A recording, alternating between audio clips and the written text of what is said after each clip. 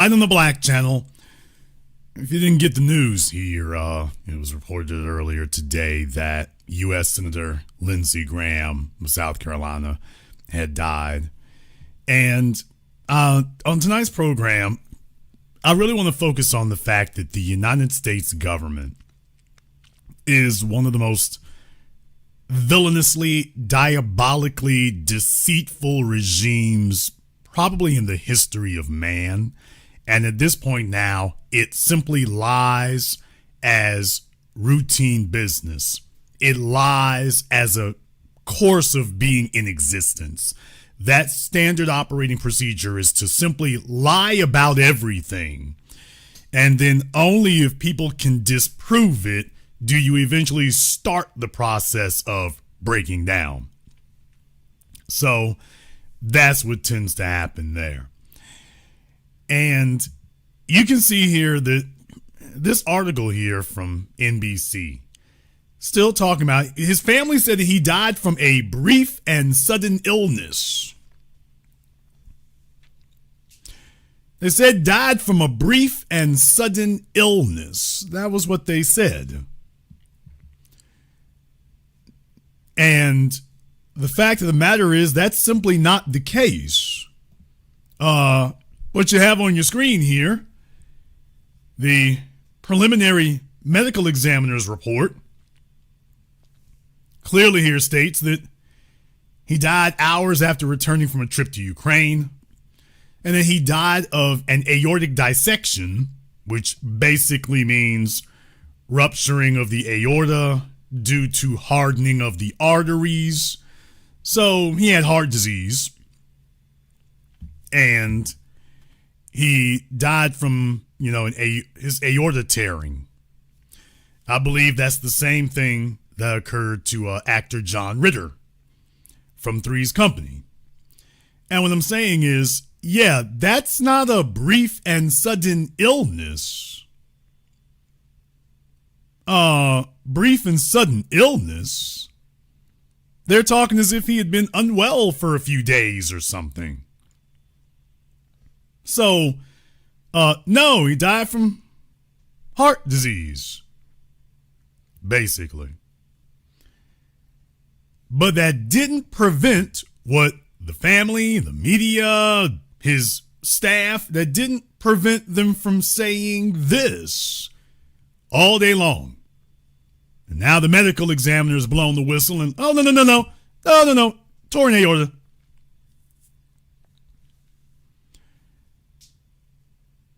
We live in a place that lies by nature. It absolutely lies by nature, because that's what it does. I want to take this as a moment to remind you that Lindsey Graham was a part of that. Now, you all know me. I don't really make it a practice of mine to dance on the graves of the dead. I don't really do when they die. I'm not one of those folk who waits for folk to die and then starts kicking dirt and stuff. I'm not one of those people. I've never been one of those people. There have been very, very, very, very few exceptions to that. Carolyn Bryant comes to mind. I proudly dance on her grave and hold picnics. But you should do that sparingly. I think it makes you trollish and, quite frankly, ghoulish otherwise. We are above the beasts of the field. In the case of Lindsey Graham, looking back over his life, which you have no choice but to do now, I'm remembering some of his golden oldies. Like when Lindsey Graham, who said that there needed to be when George Floyd was murdered, he wasn't really coming out hard and heavy talking about, Floyd was on fentanyl, but he certainly was really lightweight about the whole situation. He really was. He said police brutality, is an issue, but is it really a black issue? It's an issue of some bad apples, was what he was talking about. It's an issue of some bad apples. And he made it his practice to deny systemic racism. I'm showing this to you all from an article from 2021, just in case you forgot. Senator Lindsey Graham, South Carolina, he denied the presence of systemic racism in the United States. From ABC News 4. Senator Lindsey Graham doubled down on his belief that the United States is free of systemic racism, especially in his state, in his own state. On Monday, while touring a MUSC COVID-19 vaccination clinic in North Charleston, the Republican from South Carolina was asked by ABC News 4's Ann Emerson about an interview with Fox News over the weekend in which he stated that America is not a racist country. Quote, quoting now, Jim Crow is systemic racism. There was a time in South Carolina and the country where you had a hard time voting if you were African American. Why did you have a hard time voting? The laws were set up so you would be arrested and you'd have a hard time actually voting. That's not the case today. People, when was the last time that you saw a news story about a white man going to the bank and getting arrested for trying to cash a check in his name with no issues on it? When was the last time you saw a news story about a white person going to the bank to cash a legal check in their name and the bank tellers call the police and the police show up?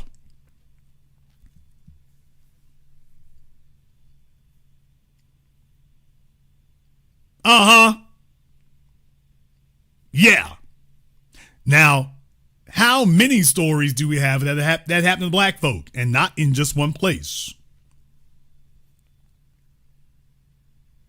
Hey, folks, when was the last time that you saw a story about a white athlete coming to a black city, New Orleans, Jackson, Atlanta, Philadelphia, Houston, St. Louis? Tell me the last time you saw a news story about a white athlete coming to a black city to play any sport and black folk were in the stands calling that white athlete racial slurs. I'll wait.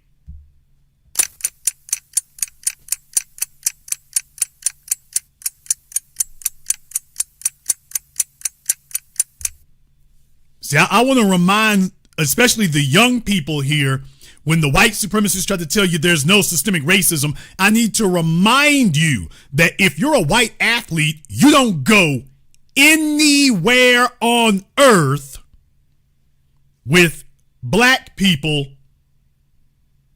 attacking you in the stands, on the court, sitting there yelling racial slurs at you. And yet that is the norm in this society, in Western society. That's the norm for them to do. Why is it that that's not the norm among us? But that's the norm among them.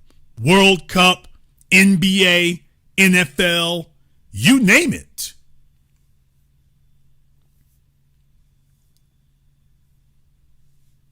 Why is that? Show me the white athlete who has that story to tell when he goes to a black city. Who's the white athlete who has that story to tell? After all these decades, where's the white athlete after all these decades? Certainly you got one who has that story they can tell. Certainly it's been caught on camera, cell phone camera, by all the folks in the stands. Certainly there's some black folk in the stands, quote, acting a fool with Caitlin Clark and yelling racial slurs. Certainly you've got that to post to TikTok, YouTube. Certainly you've got that, right? after all these decades of it happening to black people since before Jesse Owens, right? A century of team sports, arena sports. Certainly you got one white athlete with that story, right?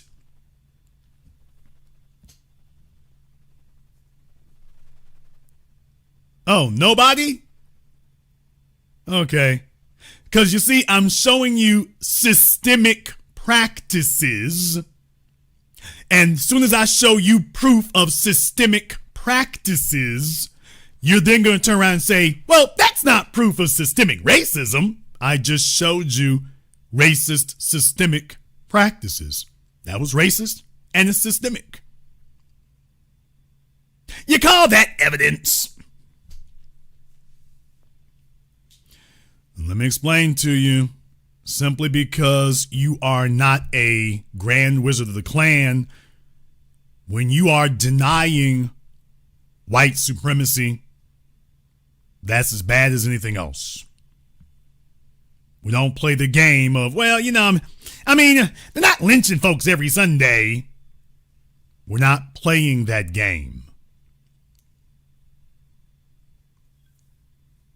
So I just want us to be reminded here that when people have the opportunity to be decent human beings, and then they demonstrate that that decency is beyond them, that's the thing I want you to remember.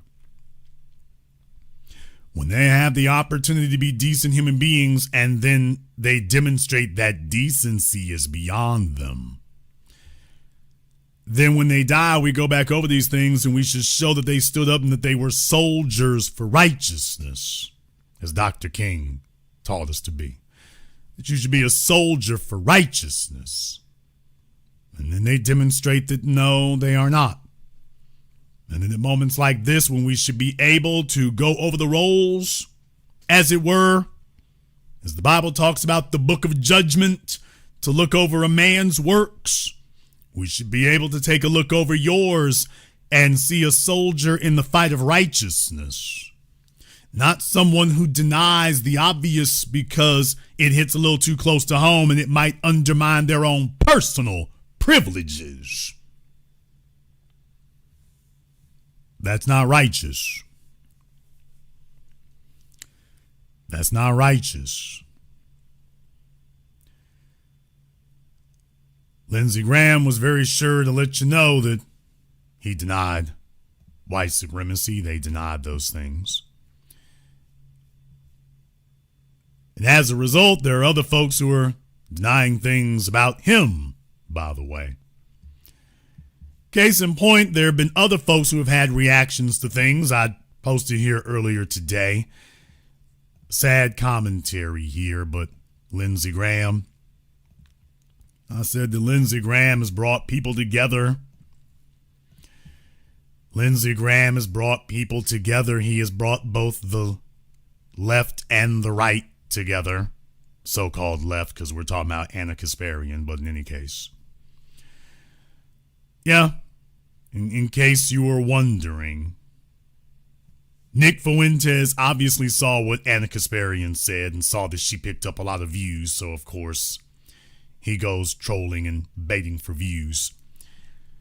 And Anna was referring to Lindsey Graham without saying Lindsey Graham's name, although everyone has jumped on her about it, and she's made it very clear that, oh, she's not just happy, she is ecstatic that Lindsey Graham is dead.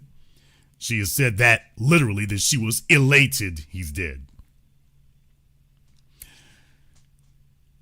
Lindsey Graham had every opportunity to speak out forcefully against Nick Fuentes when Lindsey Graham's new BFF, Donald Trump, marched Nick Fuentes around Mar-a-Lago to rehabilitate Nick Fuentes' image. Lindsey Graham had every opportunity to denounce Nick Fuentes. He flatly refused. He didn't say a word. Well, Nick has shown up to repay the favor. Just not quite the way you would have thought, I guess. But Nick has shown up to repay the favor, and Nick is far from the only one. There's a bunch of other folks out here coming to come tap dance on the grave. Lindsey Graham was not very kind about the Palestinians, for example. When we were faced with destruction as a nation after Pearl Harbor, fighting the Germans and the Japanese, we decided to end the war by bombing Hiroshima and Nagasaki with nuclear weapons. That was the right decision. Give Israel the bombs they need to end the war they can't afford to lose, and work with them to minimize casualties. Can I say this? That was Lindsey Graham comparing anything to World War II. Talk about not just a stretch, but outright fiction. Talk about that.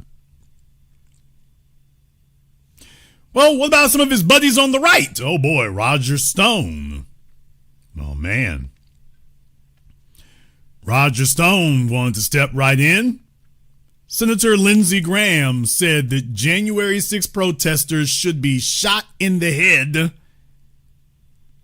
and who told the White House counsel that President Trump should be removed under the 25th Amendment after January 6, has died at age 71. So Roger Stone is here to swiftly put the boots to you. He's here to swiftly put the boots to him. So that's exactly what happened to him there. Swiftly went ahead and put the boots to him. Make of that what you will. These are your friends. These are your friends. Lindsey Graham had other friends, though, as a matter of fact. He certainly did. Why, Benjamin Netanyahu was a big fan. Benjamin Netanyahu was a big fan, and of course, I'm sure Bibi Netanyahu would like to remind people about how great Lindsey Graham was for the United States. Right?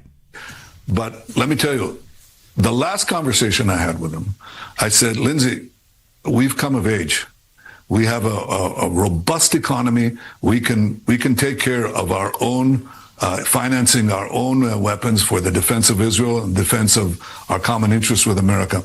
So I'm going to phase out the support, the military support for Israel over a period of years and bring it down. Okay, if you already have a robust economy and you can already pay for your own military excursions, why don't you just stop it? He's talking about he told Lindsey Graham, we have enough money to pay all our own bills, so we don't really need America's support militarily, so we're going to phase it out over a number of years. We're going to ask you to stop giving us so much money over the course of 10 years, over the course of 20 years. Now, listen to what Netanyahu says right after that. He's telling, we don't really need that money anymore. I told him we don't need America's help anymore. Listen to what he says. For the defense of Israel and defense of our common interests with America. So I'm going to phase out the support, the military support for Israel over a period of years and bring it down to zero. We can do it. And he went ballistic. He said, no way, you can't do that, because he was so concerned with our security, which he believed was your security, that he actually fought the Prime Minister of Israel on keeping America's aid or actually increasing it. What? Yeah, there's Benjamin Netanyahu claiming that, he doesn't want America's financial aid anymore. But you see, U.S. senators like Lindsey Graham demanded that Israel keep taking our money. You just heard him. Why, he told them we don't want to take the money, but they demand that I keep taking it. And I just said, aw, shucks, gee willikers. I guess I have to keep taking it. I have to keep taking your money. Who the hell says things like that? Well, I don't want to take your money, but as a matter of fact, I don't need to take your money anymore. Which is why I'm going to keep taking money from you, because I can't just say thanks, but no thanks. I don't need your money. Thanks for the offer. I don't need it. Carry along now, but I don't need your money.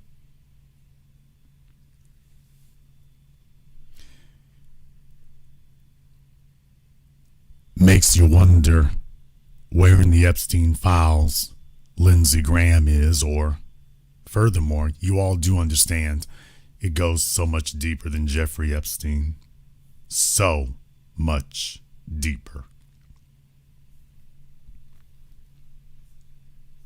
How many American politicians belong to these foreign countries? Israel, the Chinese, the Russians. How many? How many? When you see things like that. When you see them acting in what appears to be such strange ways.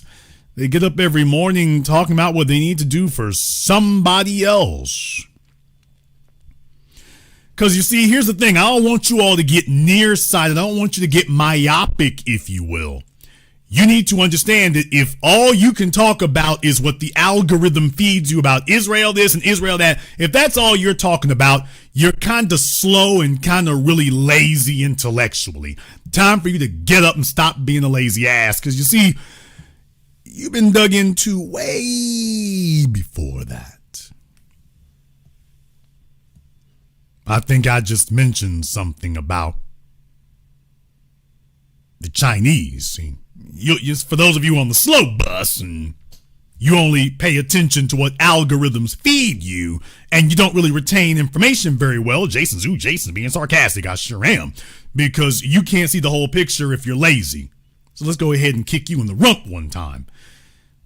There's United States Senator Mitch McConnell and his wife.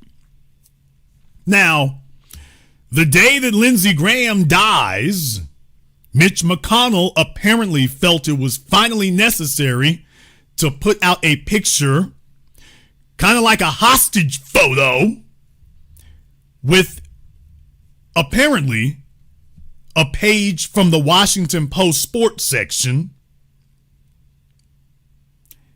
and to prove that he was still alive and not brain dead, although maybe this proves he's alive, certainly not brain dead. I don't know about brain dead. You have to prove, first of all, he had a brain. But Mitch McConnell, the day that Lindsey Graham dies, they prop him up in this bed, and we got to take a picture of you, Mitch. How long has Mitch been with Elaine Chao? Remember, he's claimed that being married to her is his proof that he's not a white supremacist, and unlike Richard Spencer had an Asian girlfriend. What?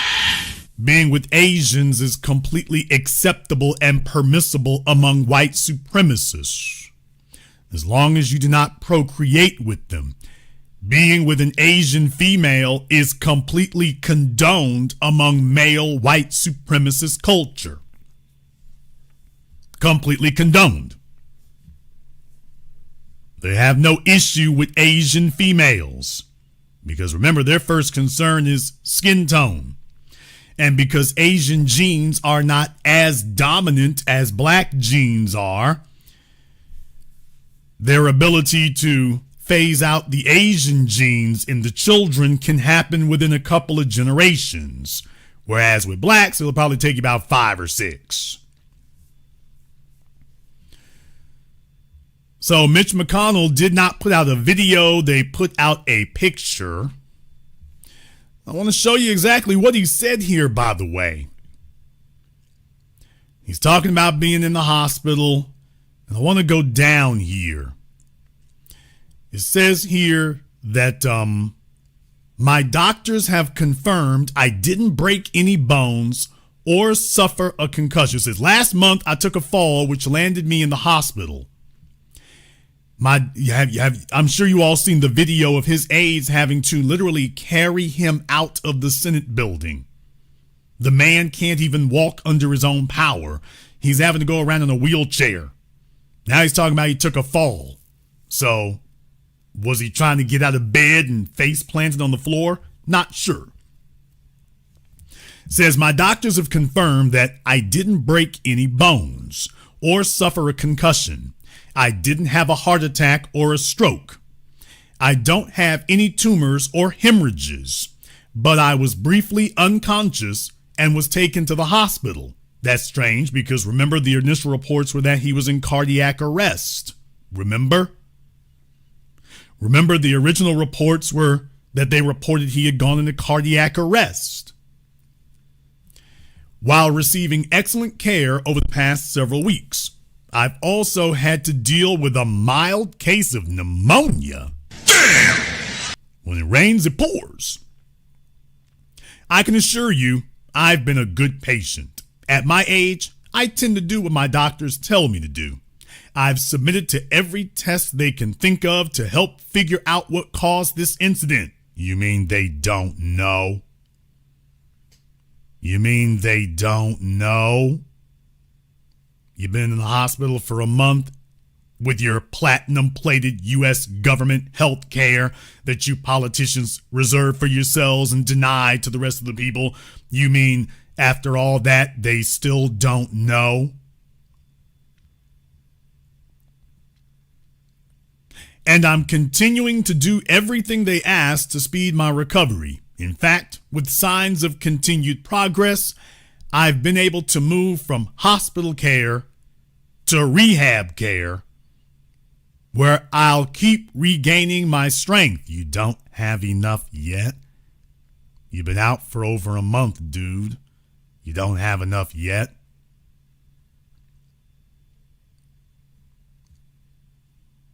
Okay. He claims that he's still working. You have a right. Your right to expect your representatives to work hard for you. How hard can he work if all he's doing is rehabilitating and recuperating? And part of my decision to retire at the end of my term this coming January was being honest about the demands of Senate work. But I still have unfinished business to complete on your behalf, and I have every intention of finishing the job you elected me to do. I'll keep working hard to get back on the Senate floor as soon as possible. I thought so you're saying that you're okay while saying that you can't, you're working hard for us while telling us you can't go to work. So, yeah. This is your United States government. Sick, old, dead, and lying through their teeth 24/7. Nursing home. Well, he says he's in a rehabilitation. I mean, that sounds like a nursing home. That sounds, take a look at his hands. They look like Trump's. You sure that this is a rehab, not a hospice, not a nursing home? You sure this is a rehab? When you're literally telling us, by the way, I'm still there and they don't know what's wrong with me. How many of you know that how many of my nurses in here think it's a good thing or a good idea or a good situation when you have a patient and after a month, nobody knows what's wrong with him?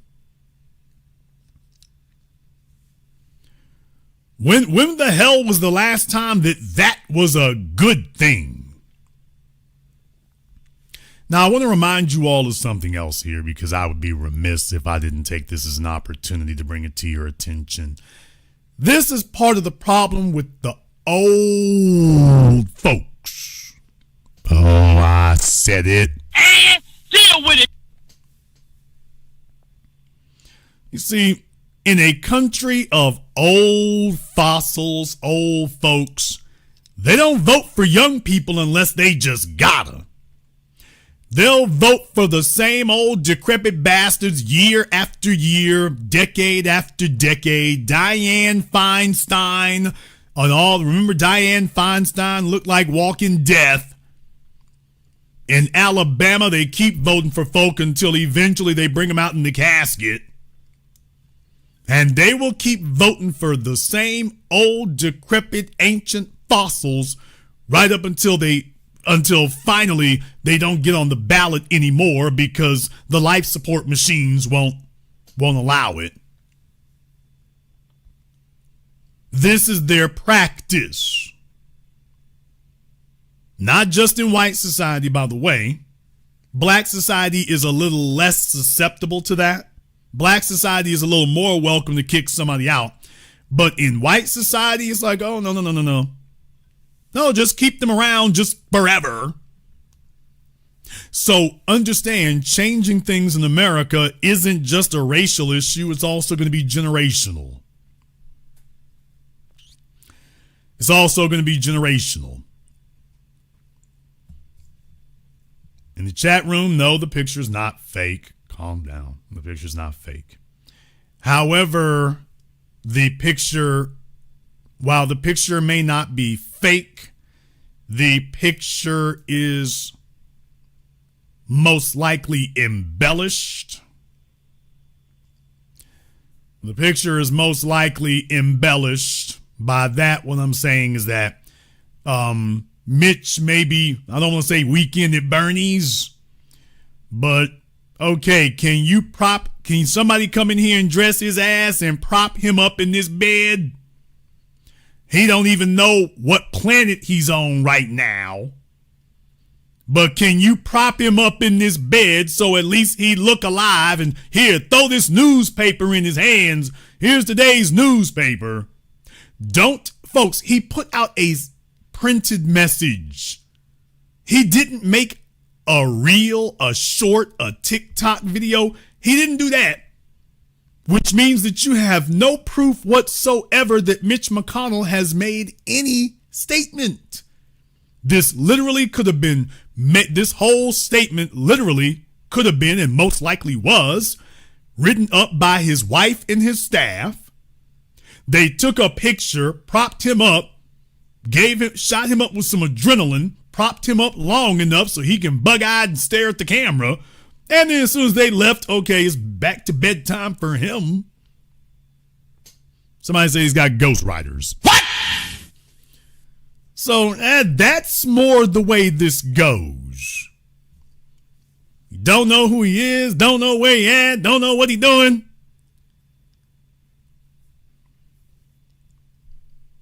No, Mitch McConnell isn't dead, but he's incapacitated. He is unable to perform any of his duties as a United States Senator. He is no longer in good enough health to be able to perform any of his duties as a U.S. Senator. That's the problem. Not that he's deceased. If he were deceased, you'd probably know by now. Somebody would have leaked it. No, Mitch ain't dead, but he's no longer able-bodied. He can't do nothing but sit there and that thing they do when they get old and stuff. He's sitting there with his head shaking and wobbling at you. Senator McConnell, huh? You know we have a vote today.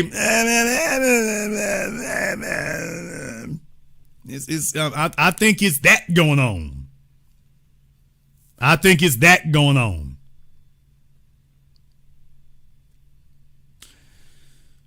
And by the way, he's got Miss Beijing been sitting by him this whole time. Do you all realize how much control that China has probably had now for the last 5 decades? What? Damn! For the last 4 or 5 decades, do you all realize how much access and control that China has had over American government now for the last 4 or 5 decades? No wonder you can't get anything done. No wonder you can't take any real action where China is concerned. They want to tell you that China's America's enemy and rival. I'm like, China looks pretty buddy right here to me. China looks pretty buddy-buddy to me right here.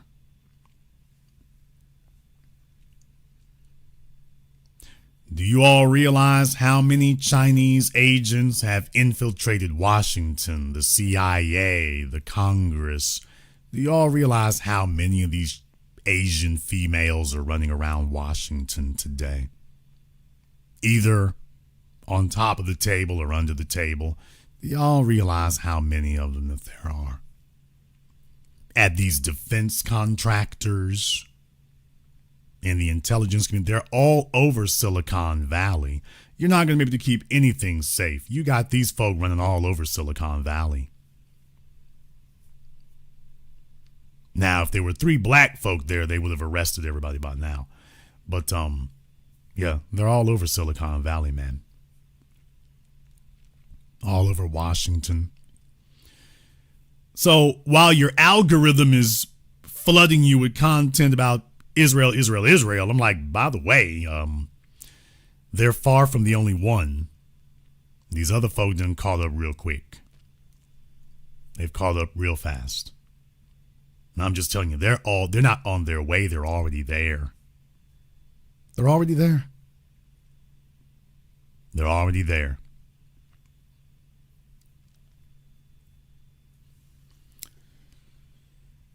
But America always remembers who its real enemy is. It doesn't matter what else is going on. Just remember, America is always clear about who its real enemy is.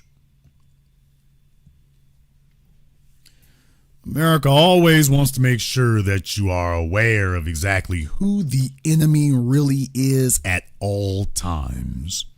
And everyone knows the deal and everyone knows the drill. They all know exactly who. Then you can get everybody galvanized around targeting. Always.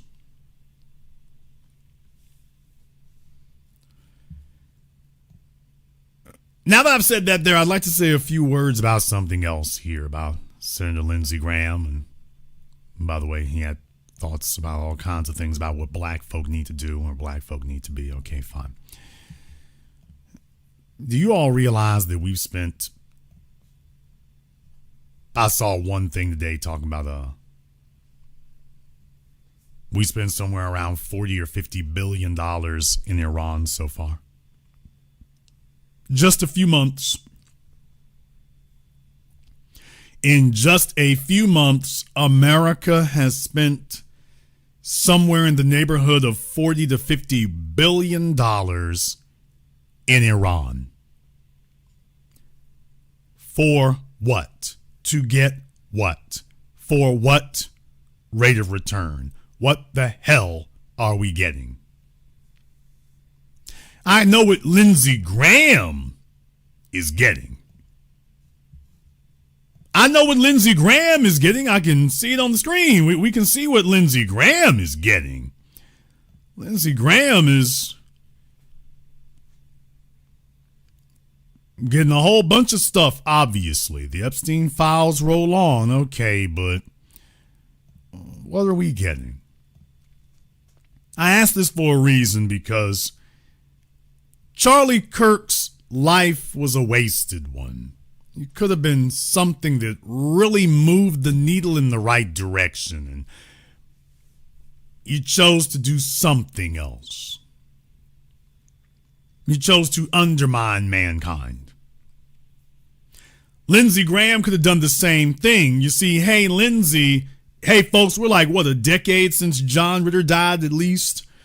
Lindsey, I wonder what American medicine could have done with $50 billion of funding to combat heart disease, the number one cause of death in the world. Heart disease is the number one cause of death in the world. And yet, Lindsey Graham, his priority was, let's go sling $50 billion on a whim in the Middle East to make sure that corporate interests roll on. I want you all to be very, very clear about this. Okay, in the chat room, John been dead for closer to 20 years. So that Lindsey Graham has been a senator for 3 decades. At least been in Congress and the Senate for 3 decades. So it's priorities, people. Priorities. Priorities. Priorities. Just understand that. You have a government that's lost its priorities. Totally lost its priorities.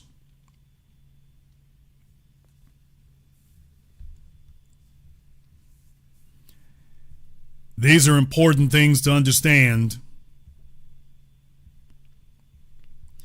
So you see, your government's supposed to be given authority so that they can enact policies to the benefit of the people. And that's exactly the opposite of what you're seeing here. When you have a government that has made lying its standard practice, this is the opposite of to the benefit of the people. The government has been completely hijacked, taken over, and captured by white supremacist corporate interests. Their goal, Lyndon Johnson, was even warning of it then. Even that old segregationist understood what was really going on. That if you give the white population something to distract them with, then they will completely stop paying attention to you picking their pocket. You all know that Elon Musk is a white supremacist Afrikaner. However, Elon Musk doesn't really have any particular love or concern for the white people of America. However, he does see how he can use racism and white supremacy.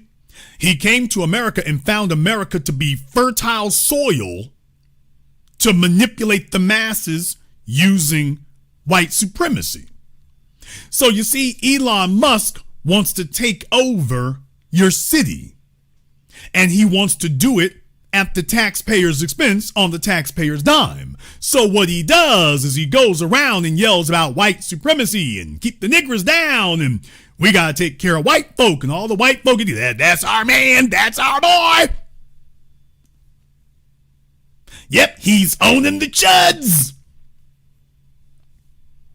And then while you're sitting over there talking about, we got to support Elon. He's sticking up for all the white people. I mean, all the right people. And then Elon goes behind your back. I need your city council to go ahead and give me that data center. While those clowns are over there yelling about the black folk. While they're distracted doing that. I need you to go ahead and give me that data center right quick. I need like 300 acres. And I need to have no environmental controls whatsoever. People they have installed. If you're wondering how it is that they're powering these data centers without building new power plants, it's because they're using diesel generators and diesel powered turbines. The amount of pollution is crazy. Okay. And that's what they're doing. Let's go ahead and buy the government here. And while you're over there going, rah, rah, white supremacy, rah, rah, white supremacy, rah, rah, white supremacy, Elon's sitting here backing through the crowd. Rah, rah, white supremacy, rah, rah, me supremacy, rah, rah, Musk supremacy.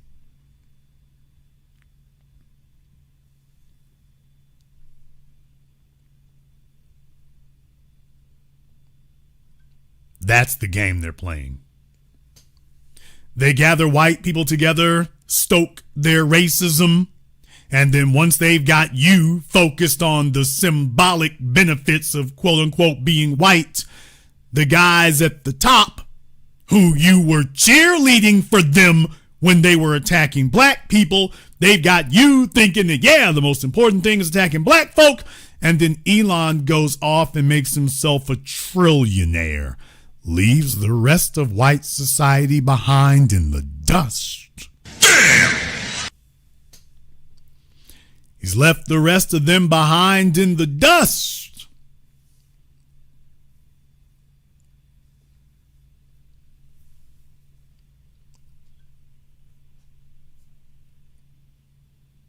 Now, we all know this. We all see this. You're watching it on TV. You're seeing that.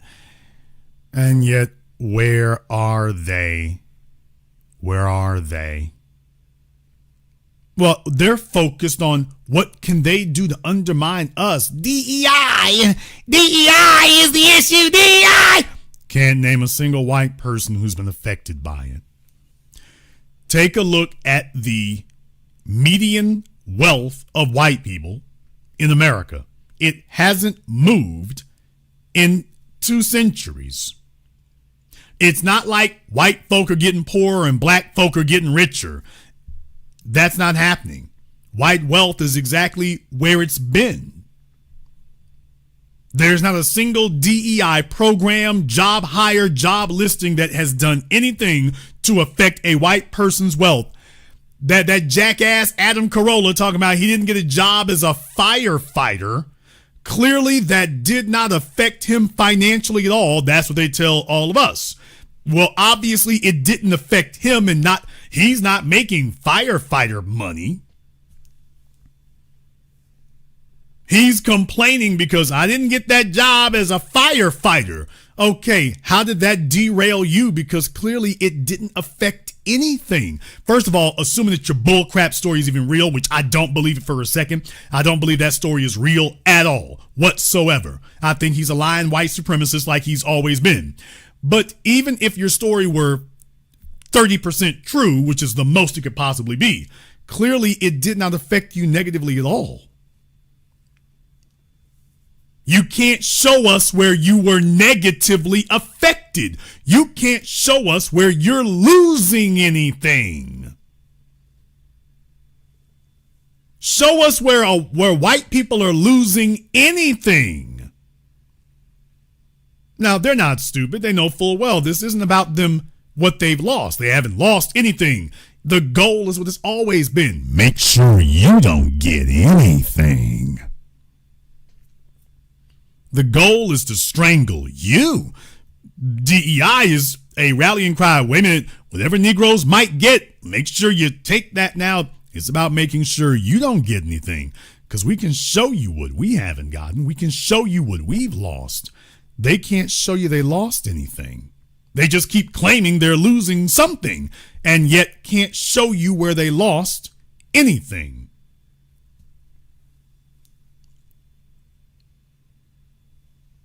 So if you haven't lost anything, what the hell is this mission for? Oh, this is a mission to take things from you black folk. That's what it's, it's about targeting you.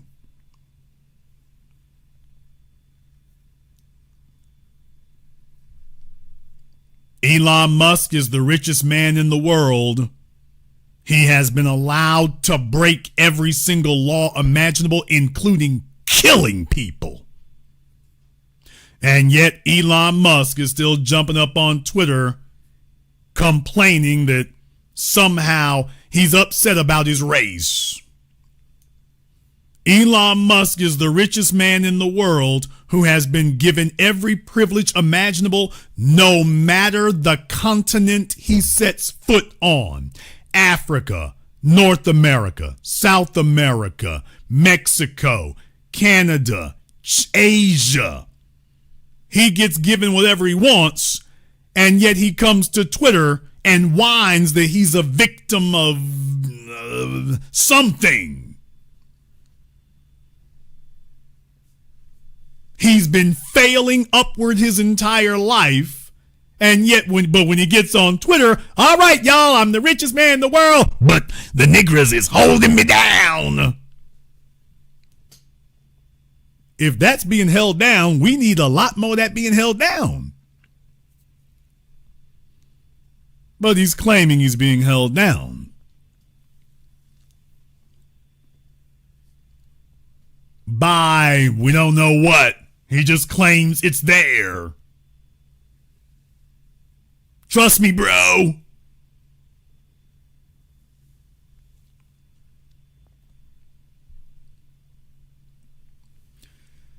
Breaking every law known to man, violating every custom known to man. But that's okay. In this society, they give him a pass for doing that because as long as he at least even symbolically attacks the Negras, remember, hopefully that'll trickle down to everybody else. Now he's out there getting your city councils to enact eminent domain, and we're going to take your land and set up these data centers so that he can continue owning things. By the way, data centers on your dime. And they're quiet about it. You're sitting over here. He's telling you, remember what's important. Target the Negras. Remember what's important. And then the brain dead, dumbass, high IQ white supremacists, the high IQ masses, that's right, go over there and go get them. And Elon's not out there with you. He's over here. All right, let me go ahead and really blow this wealth up.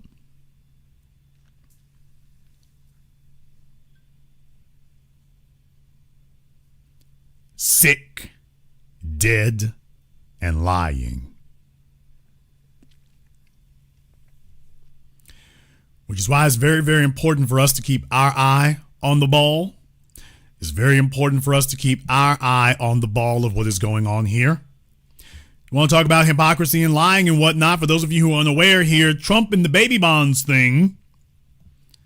So black folk came up with the idea, and of course, as usual, our ideas get stolen. So Trump comes up with it. Trump is like, oh, we can kick off the baby bonds thing here.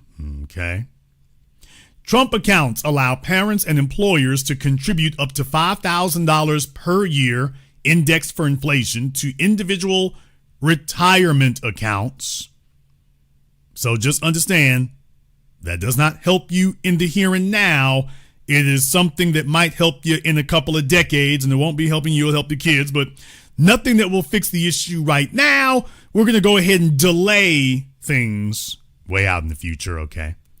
On behalf of children under the age of 18, regardless of their parents' income, each child born between 2025 and 2028 will also receive a $1,000 seed deposit from the federal government. So children born between 2025 and 2028. Okay, black folk are only 14% of the population. Do the math.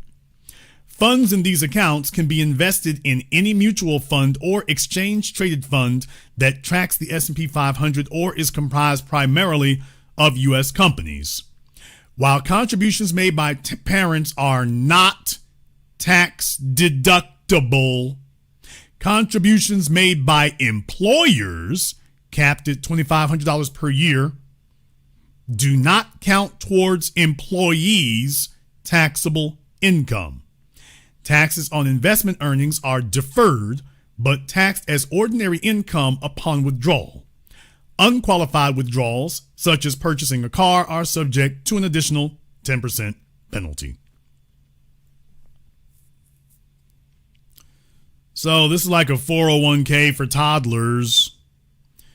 A 401k for toddlers. Parents and employers can contribute $5,000 per year.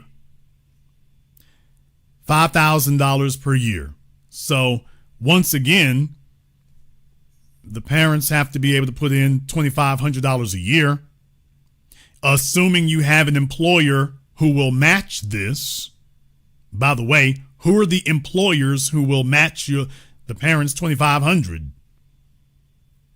So mom and dad can put in $2,500 and the job can put in $2,500. Who are the employers who are going to line up to do this? And all of this is a gift to the white corporations of the American stock market. You know, the one that Ed Blum and other folk are fighting to keep black folk out of, remember? Now, Brookings goes on to say, pros and cons. The backers of Trump's accounts believe that these accounts will provide financial stability, greater economic opportunity, and a higher incentive to save for, quote, millions of American children. The Council of Economic Advisors estimates that, assuming median returns, Trump accounts will yield a balance of $303,000 by age 18 if maximum contributions are made. What? So after 18 years, they are estimating that you'll have a balance of about $303,000. Happy retirement. If maximum contributions are made, even if no contributions are made beyond the $1,000 initial deposit, the CEA predicts that Trump accounts will yield a balance of $5,800 by age 18. CEOs of several large companies, including Dell, Uber, and Goldman Sachs, have voiced their support of Trump accounts. Lie. Michael and Susan Dell announced that they would be donating $6.25 billion to their program. Okay. Given that Trump accounts depend primarily on family and employer contributions, however, many policymakers predict that these accounts will disproportionately benefit wealthy Americans. You think?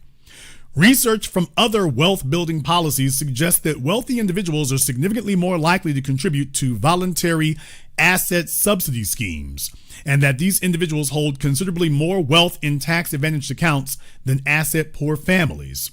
Quote, a wealthy family could build a $150,000 nest egg by the time their child turns 30. Meanwhile, a child from a low-income family is likely to be left with about $2,500.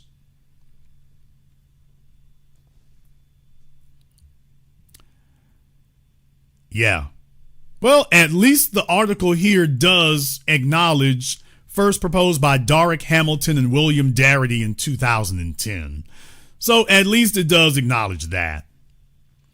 At least they acknowledge that part, but don't worry, they'll cover that up in the bin of history there. Don't worry about that. Don't worry about that at all. Okay. Let's go ahead and check on something here, because I want you all to understand exactly how far these folks here go with this stuff, okay? And this is just something to keep in mind. Just a little something to keep in mind here. Think about this one thing for just a few moments. Very simple math for you to do here. Very simple math to do.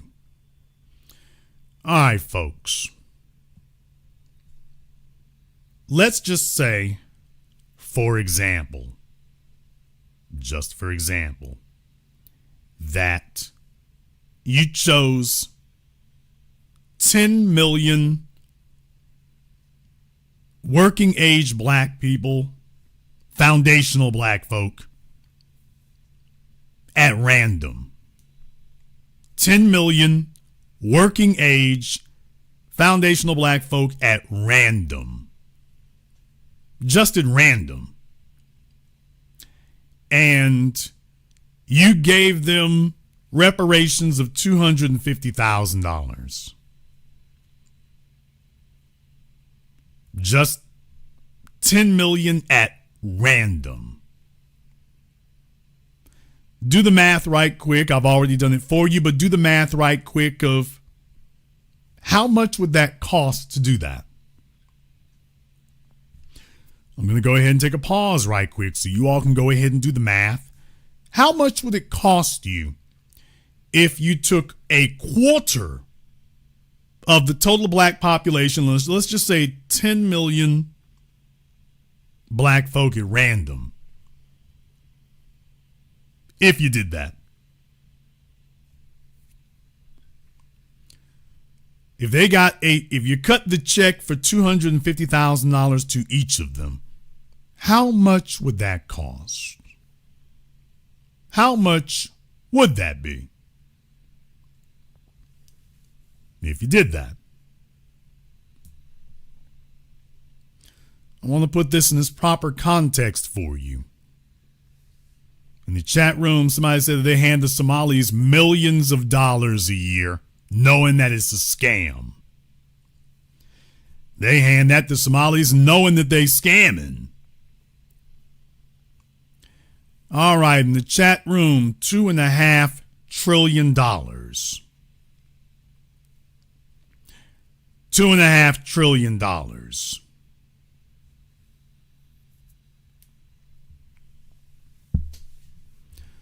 Want you to keep that in mind. $2.5 trillion.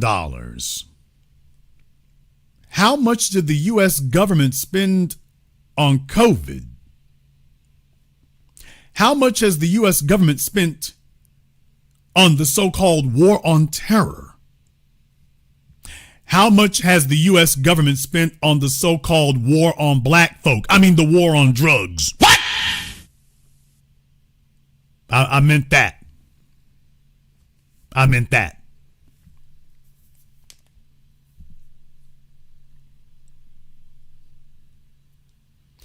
How much has the U.S. government spent on the war on so-called drugs, the war on so-called terror, the war in Ukraine? Just gave that. The COVID era. Yeah, I want to put that in its proper context for you all. Just in case somebody tries to jump up and tell you what the government doesn't have and what it can't do and what it doesn't have access to, and spending that much would bankrupt the country. And I'm like, based off of last night's program, which currently we're trying to work our way through getting that restored on YouTube. So, oh, don't worry, I'm going to double up tonight on that. Because they didn't want us to have a conversation. I came with the brothers and the sisters tonight because we're actually going to have a conversation about that. We're dovetailing here on things, but we're going to kind of do a little bit of a pivot from Lindsey Graham and the lying government to exactly why the government is lying about this, because this is the part they don't want you to sit and talk about and sit and study. You take a look at what they have spent targeting black folk. By the way, with Adam Carolla not saying a word about that. Now, that is putting folks at a disadvantage. That is taking things directly. That's losing something. That right there is losing something because of government policy. Adam Ku Klux Klan Carolla does not have any story like that. All he's got is lies about imaginary firefighter jobs. No targeting by the government and nothing taken from him. But white supremacists are liars by nature, so it is what it is. I just wanted to show you all that the U.S. government has had enough to at least put a down payment on that. As we covered last night with Rod Wave and his uncle, see, everybody wants to lie to you and fool you into thinking that they're sitting up here telling you the same lie they've always said. Y'all niggas, if we gave you that, you folks would just go off and go buy a bunch of bananas and go buy a bunch of 40 ounces. That's all you do with it. You just trick it off in a weekend. That's all it'd be like folks who win the lottery. Everybody would just go straight to the Mercedes dealership. Folks, you notice they don't ever say that about these other people? Okay, if that's a true statement, why is it they don't ever say that about these other folk? There is no embargo on how much they can be given. No, people, they're not worried that you're gonna blow a bag in a weekend. What they're worried about is that business idea that they have deprived you of being able to get to. They are afraid that you're finally going to be able to do it. That investment you've been looking to make, they're scared you're finally going to be able to do it. They're not worried that you will fail. They are worried that you will finally have the resources to succeed. That's what they're worried about.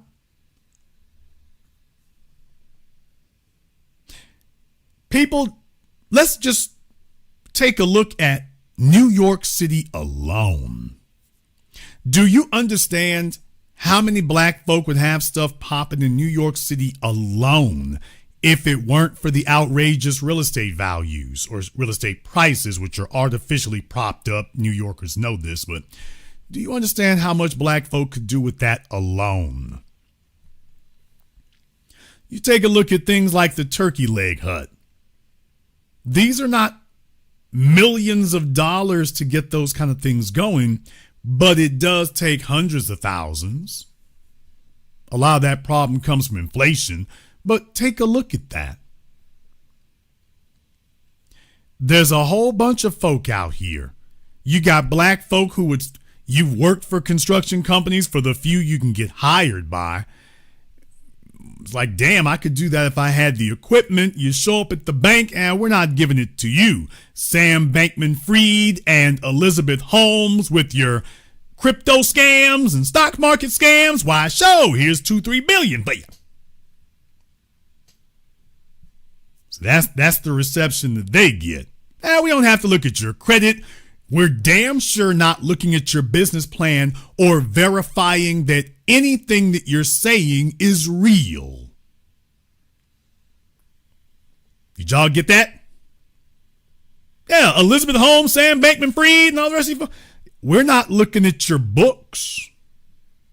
Arthur Anderson, Enron, we're not looking at your books. We're not going to check to make sure you're telling the truth. Here you go. Y'all remember that old Eddie Murphy skit? There was an old Eddie Murphy skit from Saturday Night Live about how he'd be treated if he was white. You go to the bank and the man turns you around immediately when you're black. He went back when he was white. The man hands him just a bag of money and says, shh, here you go. He's like, well, don't you want me to sign for you? No, don't worry about it. You don't have to do that. Just shh, here you go. Yeah, because the issue is that's not really too far from reality. That's actually not too far off from the reality. If you're white, you don't get really vetted like that, like you're supposed to be. If you're black, oh, hell. First of all, there's not a lot of vetting that needs to be happening because if you're black, you have to be overqualified. If you're black and get a loan, everything is in place. It has to be. And not only that, but you have to have more than your white counterparts, more than your Asian counterparts. If you're black, you got to be overqualified. Being qualified, that's not enough. I need to remind you all of something here to let you know where the devil is in the details because lying belongs to the white supremacist government and the white supremacist society. Folks, can you tell me what are the rules upon which your local bank or national bank, Chase, Goldman Sachs, whatever, what are the rules and requirements? I'm talking about the specific metrics that they employ in order to approve a loan. What? Have you ever thought about that? What exactly are the specific metrics that they look for? Does your credit score have to be 740?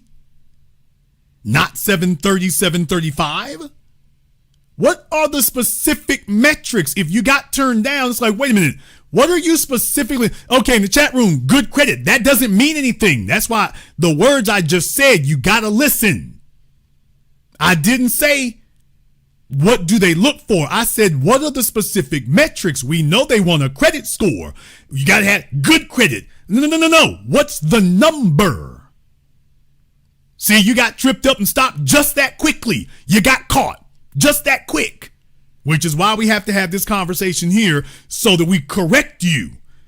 The question isn't, do you have good credit? A bunch of folk have, quote, good credit, and you'll still get turned down.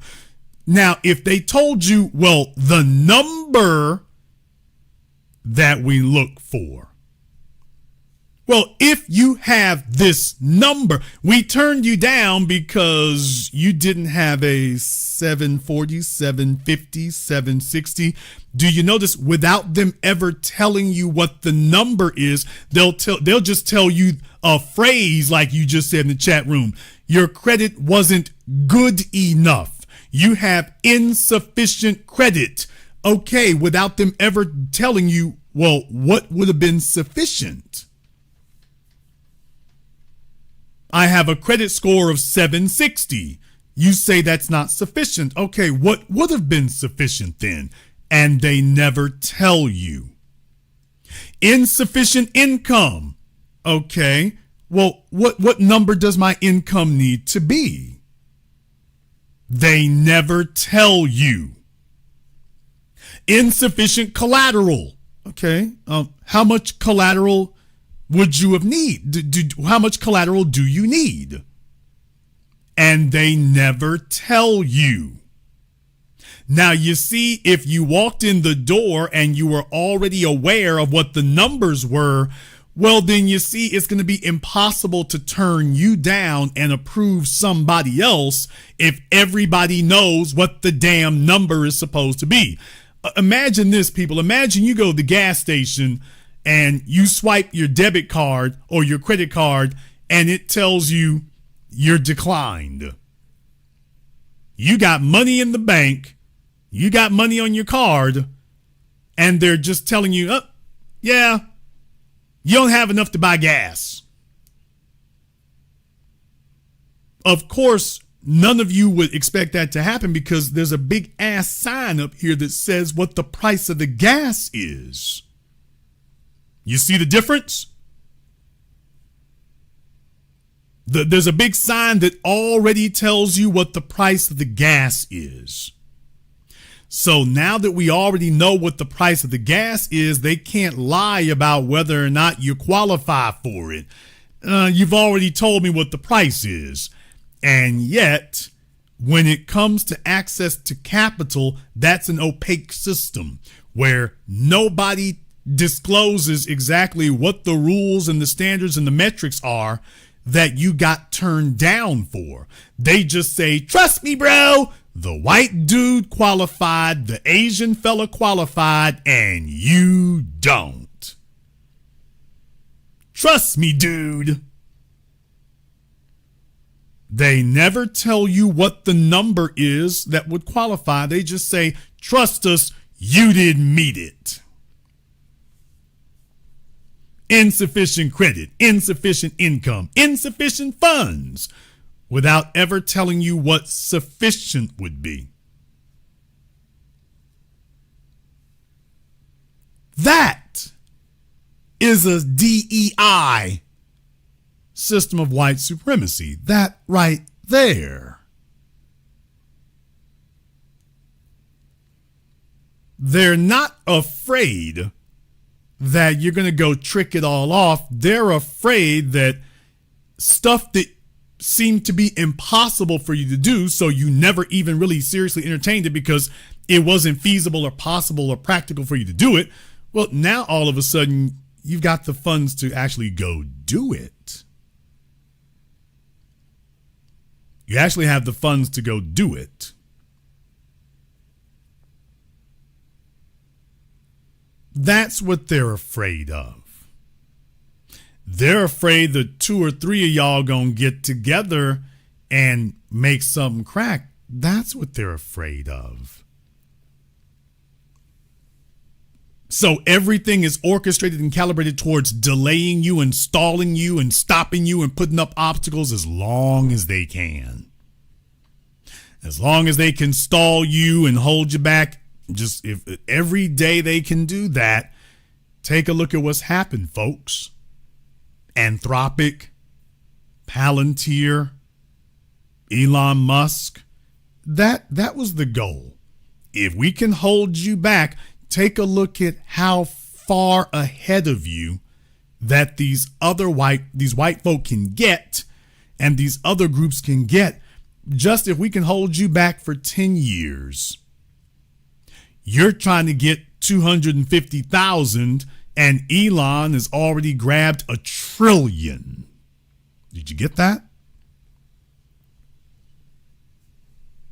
Okay, but then again, Apple has already grabbed $1 trillion. Apple, Amazon, Microsoft, Meta.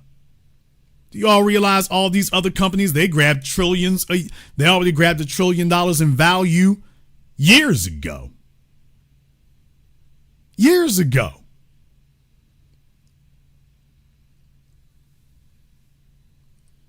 So do you understand the value and the practicality of holding you back? Putting obstacles in your way, putting you in quicksand. Let's go ahead and stop you.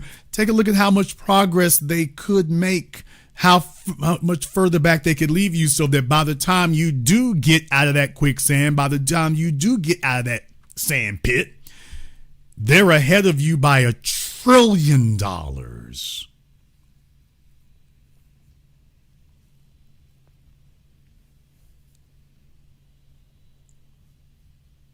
They're ahead of you by $1 trillion.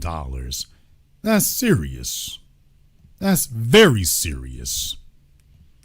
So just understand what that really means and what they're really getting after when they do that. And that's generation after generation. This is how inflation goes to their advantage. This is why they do that kind of thing. In the chat room, Inspirational Johnson, so glad you said that there. Here's the link to the Zoom. You are required to give us a call up. We will give you 2 minutes to be on Zoom. So glad that you have so much to say. So Inspirational Johnson has 2 minutes to be on Zoom. Let's go ahead and get them on up here. Let's go ahead and get them on up here then. So glad they've had so much to say. No more talking in the chat room for you. You're done talking in the chat. Don't worry about that. You will do all your talking directly to the host. That's where you're going to be. You're going to talk directly to the host. And while you're there to do that, we'll go ahead and take an opportunity here to thank everyone who has contributed to Support Tonight's program on PayPal, Super Chat, Venmo. Shout out to Karen. Thank you very much for your support tonight, sister. We appreciate that. To my man, Mr. Richburg. Thank you very much for your support here tonight, brother. Antonio Morgan, Iron Horse, Will Addison, Tamau, Rodney Scott, Arthur Akello, Low Key, Tom Slick. Everybody else here who's contributed to support tonight's program, we appreciate that here as well. So while we're waiting on that, we're going to go ahead and just take a very brief commercial, non-commercial break here. When we come back, we'll see about taking your calls. Now go ahead and finish fleshing this out and more. This is the Black Channel. Be the teacher, knowledge on the block. Got the kids learning, minds open like a lock. Books and skills from the east to the west. Bringing education, yeah, we're simply the best. Classes on fire, brains burning with desire. Innovation driving like a tire through the mire. Math, science, history, we got the whole range. Kids hitting new heights, teachers making a change. Used to be the teacher, stacking up the grades. Future bright shining, no need for no shades. Got the youth thriving, moving up the ladder. Smart and sharp, brains growing fatter. Lessons so lit, yeah, they stay in a blaze. Every mind sharp like a sword in the haze. Mr. P in the house breaking knowledge chains. Education kingpin, we ripping the games. Who used to be the teacher?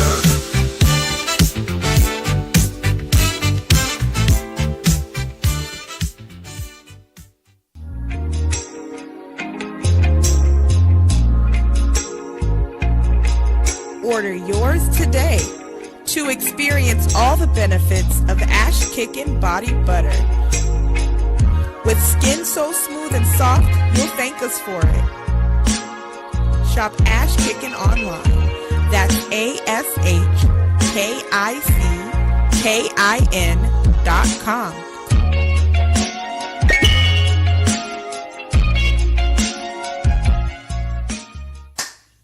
Hi, this is Brenda Starr, creator of Poetry with a Purpose and author of the book Pressed But Not Crushed. Pressed But Not Crushed is an anthology of political poems that address current and historical issues in American descendants of slave population and African American population. The book describes slaveries and its residuals, Jim Crow segregation, social depredation, and other relevant issues to American descendants of slaves and African Americans, including the current political climate that does not address our issues.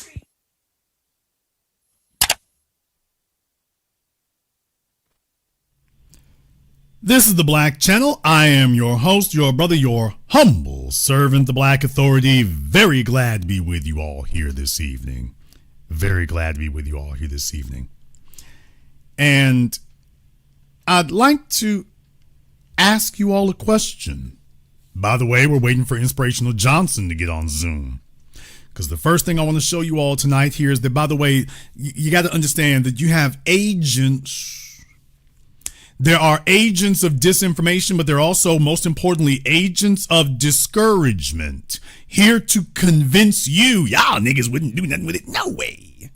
Now, it might be some Nick Fuentes white supremacist somewhere, or it might be your old coonin' ass Uncle Ruckus uncle somewhere.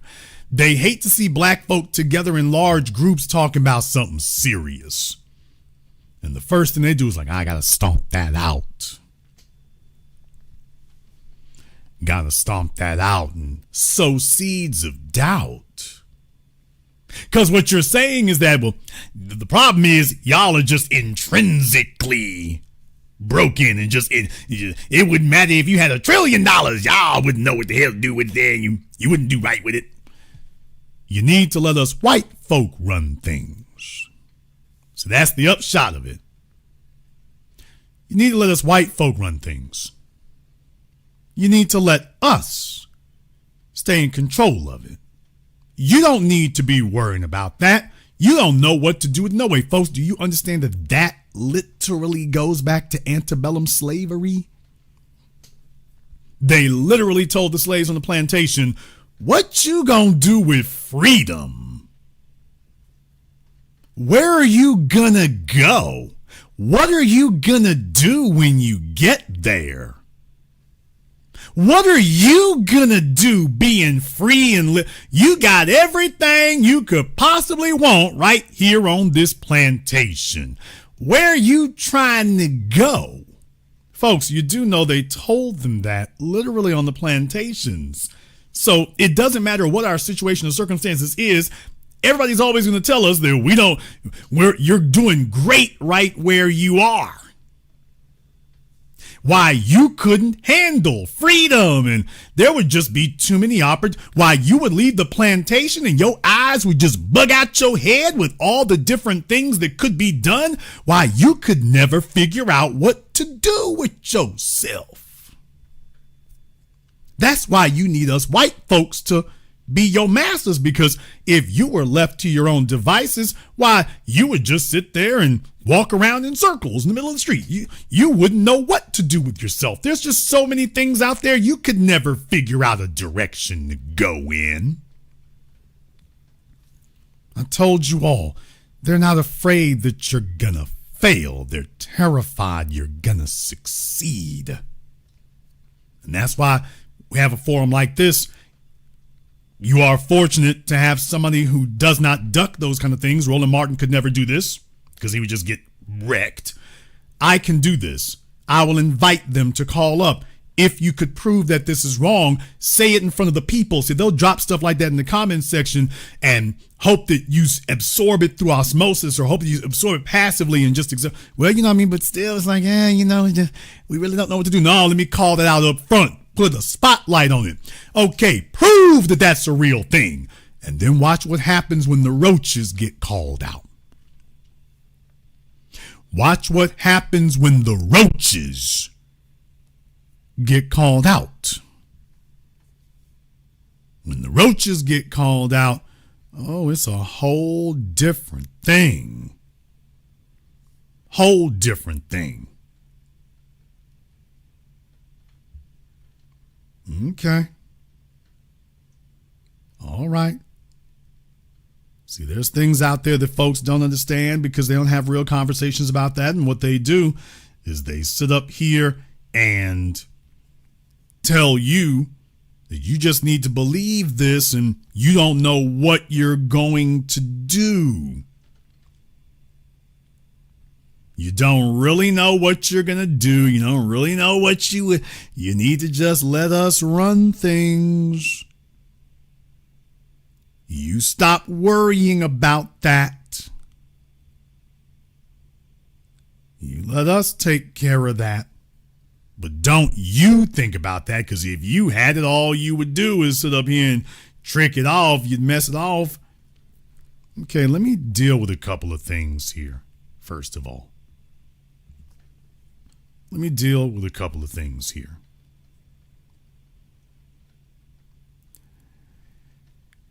First of all, businesses, most business, and everything doesn't have to be about business, because I'm talking about investing, okay? I'm talking about investing.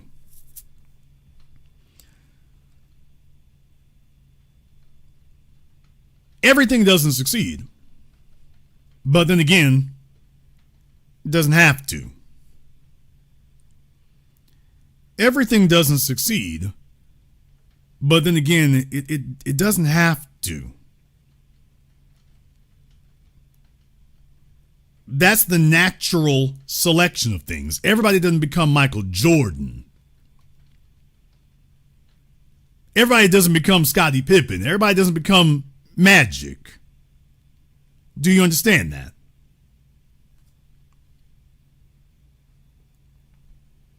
Do you understand that?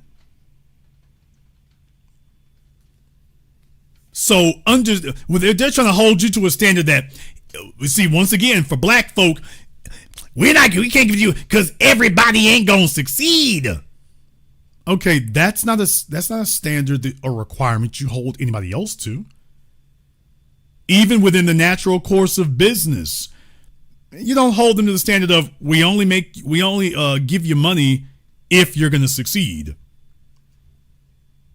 If we have a 100% guarantee that you're going to succeed, that's not the way that works. It's not the way that works at all. All right, folks, let me go a little bit further into this for you here right quick. Let me go ahead and get into something for you. I want you to keep in mind that number that I gave you. I want you to keep in mind that number that I gave you. All right, that $250,000 number.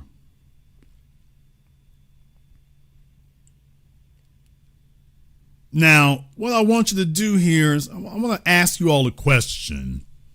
For some of my motorheads out there and whatnot. For some of my motorheads out there, how many of you are familiar with Boyd Coddington? Okay, you may or may not be. Boyd Coddington really set off the hot rod thing. He made custom hot rods. I mean, some of his stuff has gone for just crazy money. If you ever saw the cover of the ZZ Top album back in the 80s, y'all, I mean, for hot rods, some of his stuff gone for crazy money.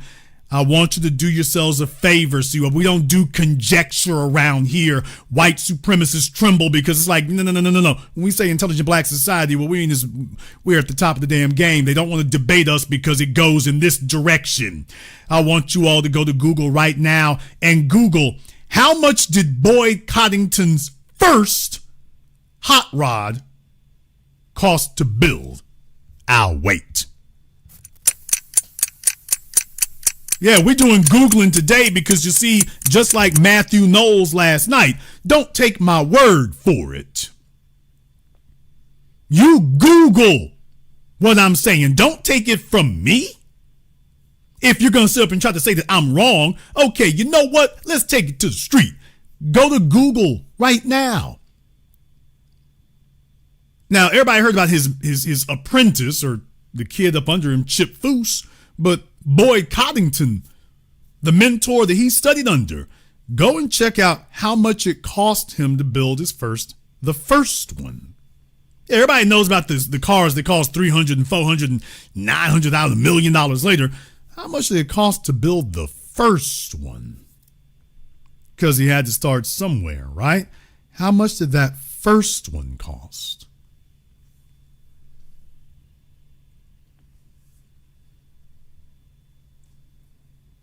Okay. Oh, man. Okay. Some folk don't read very well, so, yeah. Some folks don't read very well. For those of you wondering, since some people don't read very well here, it's okay.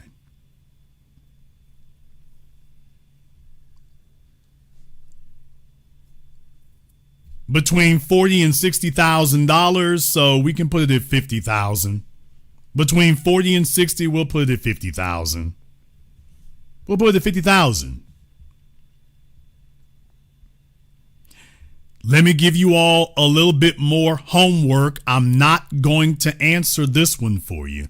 I'm going to give you a little bit more homework. There was actually a Ford Mustang, I believe it was. I don't believe it was a GT. I could be wrong about that. It's been a while since I've seen the story. But there was a Ford, and I mean, this thing was really bare bones. Ford had commissioned this guy to build one for them. And I mean, it's really bare bones. You would be well advised to go look that thing up, because if you can find a functioning version of it, some of my motorheads in here might know the one I'm referring to. It was like a Ford Mustang, I believe it was. It was 2 doors. It was a manual, but no, not Eleanor, damn it. No, not Eleanor. Not Eleanor at all. No, this was they had commissioned this one. It was like a build that they wanted the guy to do for them. It never went into production. That was the thing. It never went into production. No, we're not talking about Henry Ford. I mean the Ford. Oh, my goodness. I mean the Ford Motor Company. The Ford Motor Company had commissioned a guy. They wanted to make a different one. It was going to be really more lightweight. And when you see it, it's real stripped down. And I think they found one recently. But I mean, it was just real, it was real stripped down. And I took a look at that thing and I was like, the guy, they basically had him build it. He built it himself, not at a plant. They basically had him build it himself. That's a homework assignment for you all. That's a homework assignment for you. Homework assignment for you. I know it can be difficult about that. I get it. But I think it would be worth taking a look into. It wasn't one of the polished muscle cars. It wasn't one of the ones that looked like it came from Shelby or whatever. It wasn't one of those, folks. I'm not talking about that. This thing looked rough. My real point is that they commissioned the guy to build it himself. They commissioned him to build it himself. So, don't tell me I'm going to have to go find that for y'all, and that's fine. Okay, we'll look at that. All right, let's go a little bit further. Let's go a little bit further into your exotics. You see these people who sit up here and put up these things. They sit up here and put up these memes. You got all this success porn out here that says all this gobbledygook and babble at you about exotics. So what do? They start with Enzo Ferrari. And they say Enzo Ferrari couldn't get the car he wanted, so he made Ferrari. And then one of his customers, Lamborghini, came to him. And, hey, you can make some improvements on the Ferrari. And Enzo tells him, if you're so smart, tractor maker, why don't you go make your own car? And Lamborghini did just that. And then they move on to tell you, by the way, there was a guy who worked for Lamborghini named Pagani. Oh, boy. Oh, they're not ready for us to go there. They're not ready for you to go there, because when you start talking about Pagani, remember Pagani was a designer for Lamborghini. However, he too became dissatisfied with Lamborghini, as Lamborghini became dissatisfied with Ferrari, because he didn't like the way the cars were built. His original idea was that Lamborghini would make cars out of carbon fiber so that you can get the weight down. And as I understand it, they actually did make some prototypes, but they decided they did not want to go in that direction. Too expensive, they didn't like it, so on and so forth. Okay. So Pagani's claim to fame is that he went off designing parts for other car manufacturers, and then eventually, now here's the part I want to stop you all at. His whole goal was to eventually buy himself an autoclave. You can look up the word for yourselves. an autoclave, AUTOCLAVE. That's the machine that makes the carbon fiber weaving. So he went to work for other folk, but his goal was not to design things. His goal was to have the vision that he had come into the world. And if Lamborghini would not do it, he was like, cool, I'll take care of that. But it's going to cost some money. Pagani went and bought himself an autoclave. Now, even though that was a while ago, I understand that. However, do yourselves a favor. Why don't you go to Google right now? Damn, Jason's having us do all the homework. Oh, if you're going to doubt me, you're going to have to doubt me on facts. Why don't you go look up and see what the cost of an autoclave is? You all can go see what the cost of a carbon fiber autoclave. You better put in those 3 words. Don't just put in autoclave, because autoclaves can do more than just carbon fiber, but put in for a carbon fiber autoclave. Go to Google right now and go see what's the cost if you wanted to buy a carbon fiber autoclave. If you wanted to do like Horatio Pagani and start making your body panels out of carbon fiber, how much would it cost for you to get the machine that does that? Because you see, he didn't want to use aluminum. He wanted to use carbon fiber. And when you take a look at the Koenigsegg's today and whatnot, Pagani proved it was possible. And now other folk have come along and they're following the blueprint. Okay, but the question is, when he wanted to break out on his own, how much did it cost to buy that carbon fiber autoclave? Okay. Oh, some of y'all are like, well, you can get it for as little as $20,000. For an automotive application, it might cost you $100,000, $150,000.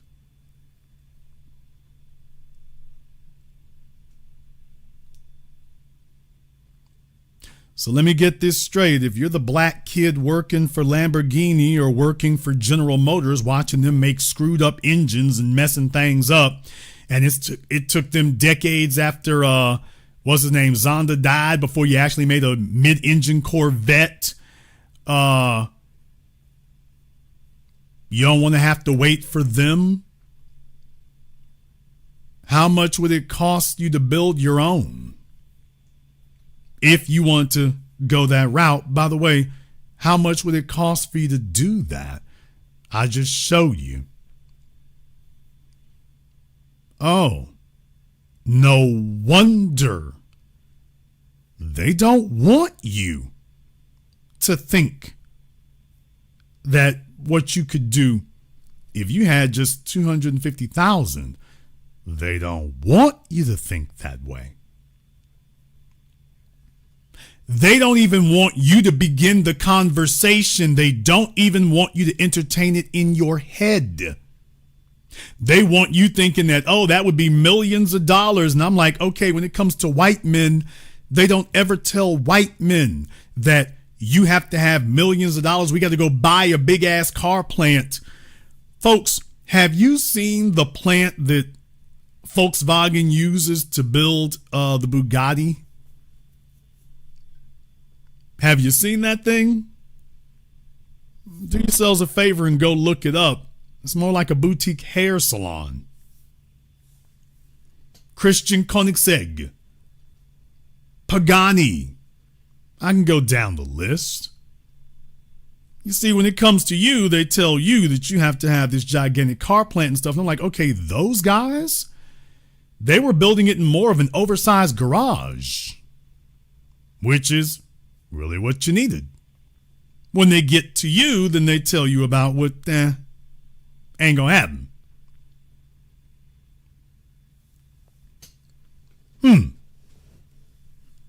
They didn't tell the Dodge brothers that.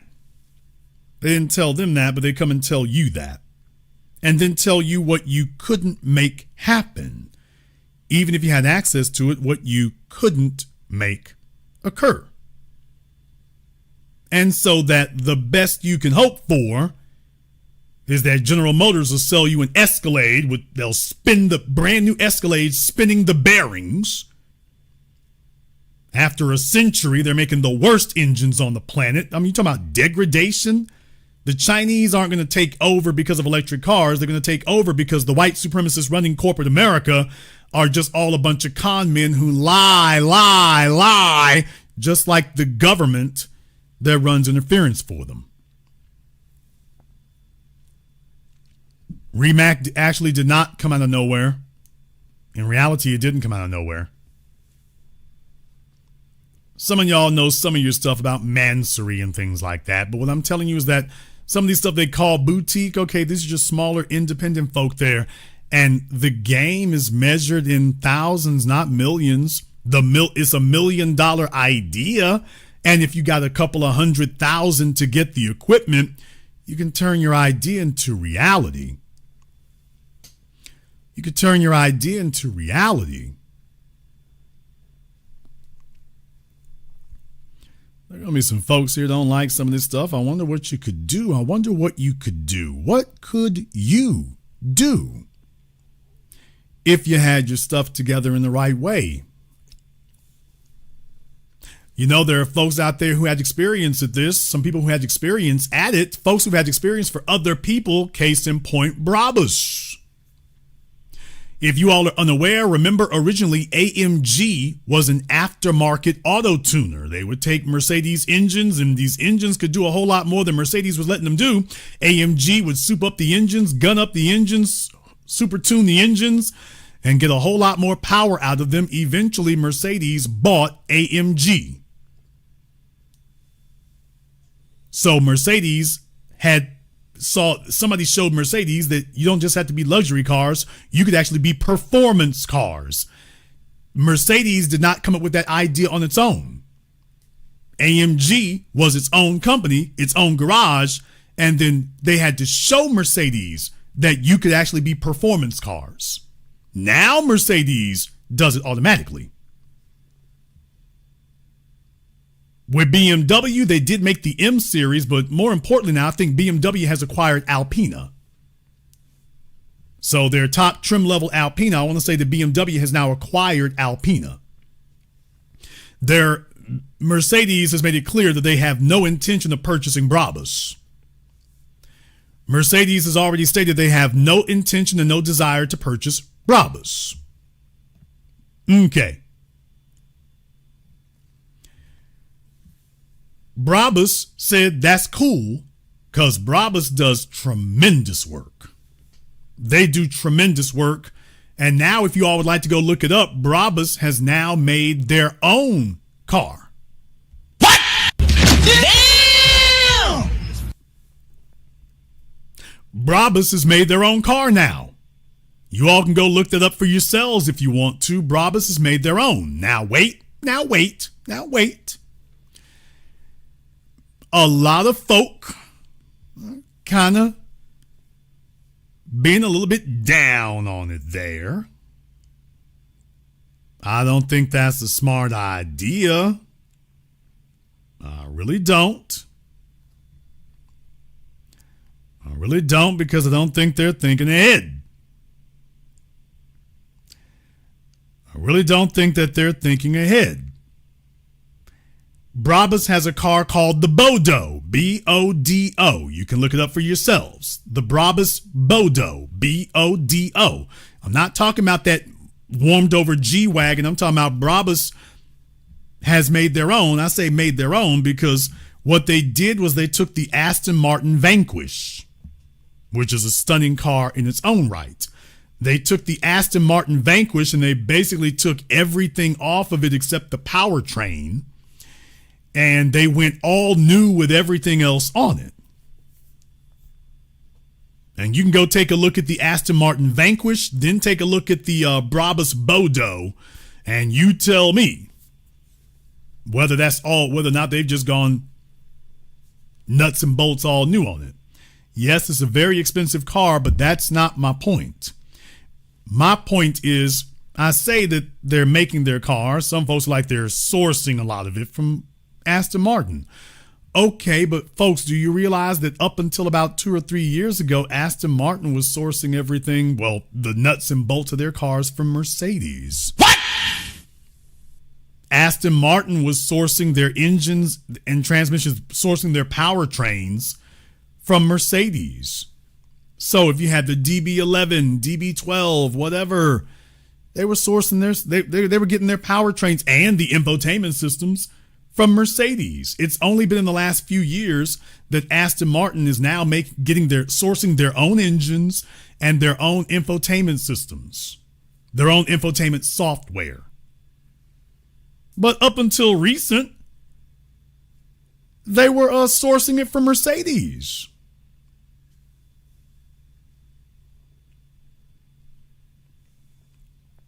Why am I bringing that up? Let me put a crazy idea in your head for just a moment. Just for a moment.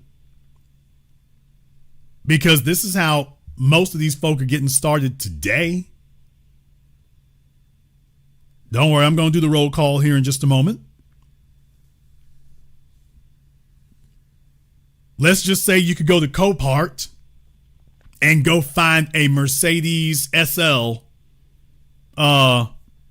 Porsche GT. I'm talking about one that was totaled. However, the powertrain is still intact.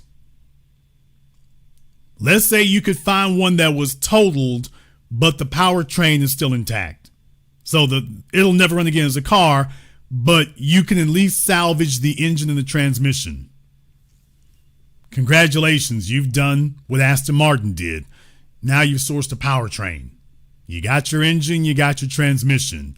Now, granted, in today's automotive world, that doesn't necessarily give you a car because you're going to need a lot of computer components that the engine's going to need to run now because these are more sophisticated machines. I get that. That's not lost on me. What I am saying, though, is that to get the powertrain going there, you can actually source these from Copart or wrecking yards or whatever. There's auctions that sell these things, especially if you just want the powertrain. You're not trying to get the car to fix it. You're not trying to do like, what's his name, Matt Armstrong. You're not trying to rebuild that car. You're like, screw this car. I just want the powertrain out of it. Let me get that. I just want the engine and the transmission.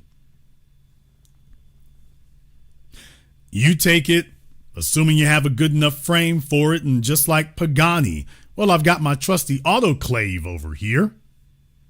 So I can start designing and making my own panels out of carbon fiber instead of aluminum. You know, the way Christian Koenigsegg did. I don't know if McLaren's panels and stuff are made of carbon fiber. I think they are. I think that McLaren also makes all their parts, body parts and stuff out of carbon fiber too, which is why you can't break nothing. See, you can bash up stuff on a Lamborghini. You can't really. I believe Koenigsegg, Pagani, and McLaren. I want to say that they. I want to say they all of them now make the body panels out of carbon fiber. Now the chassis, the frame, still needs to be metal, although they do incorporate a lot of carbon fiber in there. But beyond that, I'm just saying, by the way, there's a lot of folk who are mechanics who don't realize that just a little bit more, and you can be builders because most of these builders were mechanics. Yikes. Okay. Just a thought.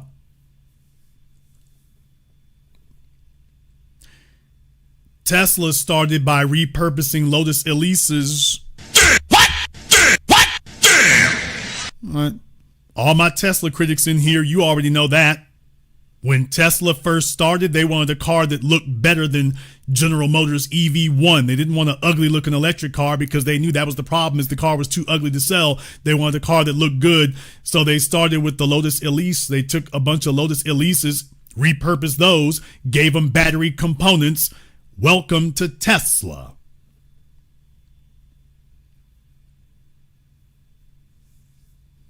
Yeah, y'all got to remember, we're 2 decades away from when Elon Musk and the guys he stole the company from, we're 2 decades away from him doing that. You see, when Elon's money was a lot thinner than it is today, he didn't think anything of grabbing a Lotus Elise and say, why do we have to build a car? Just the Lotus looks good. Let's go ahead and just yank all the internal combustion components out of it, and we'll use that as the frame, make the electric car here.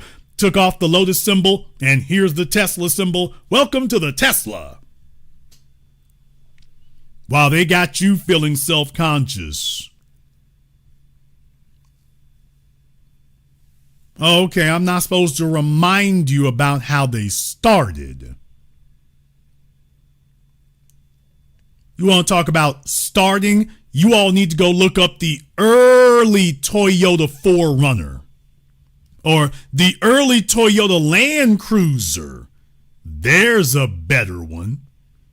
Oh, man. Do yourselves a favor and go look up the early ones.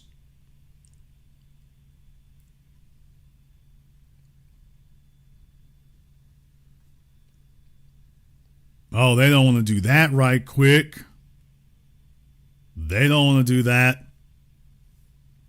No, because you want to take a look at where things are today, because that's where they got the mind game on you. Go take a look at the early model Toyota Land Cruiser. What was its name? Like the J40? Go take a look at the early one. Not the one folk are driving around today. I'm talking about the one from the 60s and 70s. Yeah, some of y'all going to take a look at that. Damn. Oh, that thing looks dinky. You see, the Japanese understood something.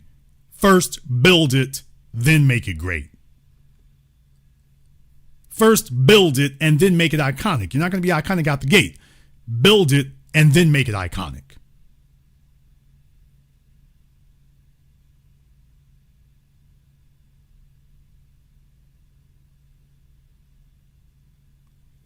While they have you chasing dragons and windmills.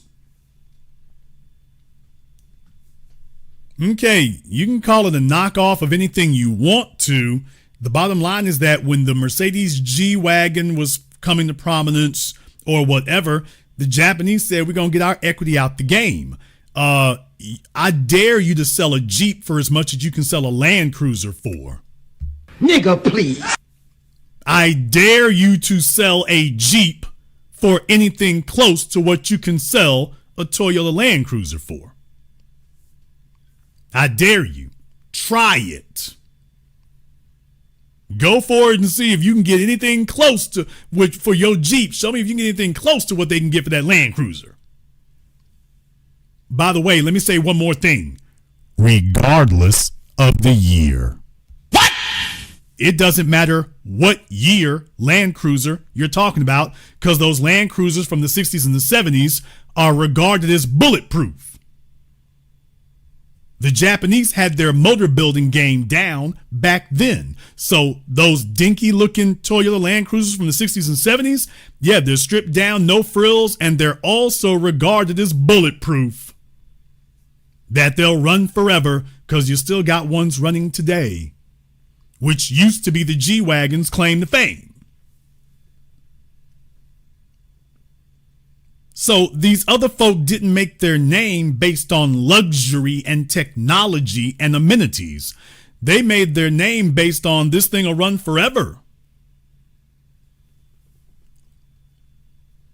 While they're telling you to do something different. Okay. They got you talking about what can't be done. Meanwhile, Horatio Pagani is like, let me get that autoclave. Let me go ahead and get that. Are these conversations that even happen over here? Well, I mean, if they've got you mired in poverty, if I sit up here and say, well, an autoclave is $100,000, they're quick to give you a car loan to buy one of General Motors' substandard automobiles for $100,000 that may or may not be running in a year from now, but giving you $100,000 so that you can build a car that actually will keep running is worth a while. Yeah, we ain't doing that. or a restaurant or a hair salon or a tire shop or a power cleaning business or a construction firm, you name it. Everything is about crippling you. Mentally, emotionally, financially, everything's about crippling you. And I'm just letting you know, even forget the millions that they owe each of us individually.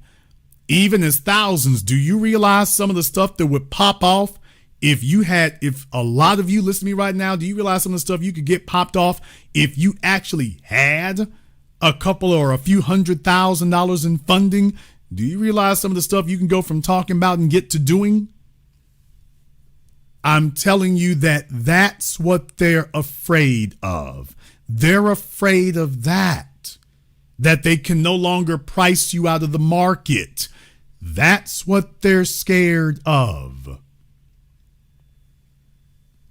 They are terrified to death of that. As far as they're concerned, they have a perfectly balanced ecosystem with them at the top and you at the bottom.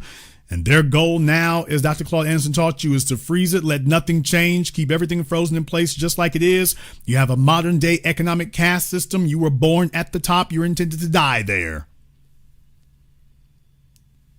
And they hear you yelling and screaming and beating on the walls. And they're just like, okay, put your fingers in your ears, but do not let them out. And then tell them that even if they could get out, even if they had the funds, all you would do with it is squander it. So you see, I'm actually doing you a favor by depriving you of what you are owed because you would just squander it. So you see, I'm not evil. I'm doing you a favor. I'm saving you from your childlike, irresponsible ways.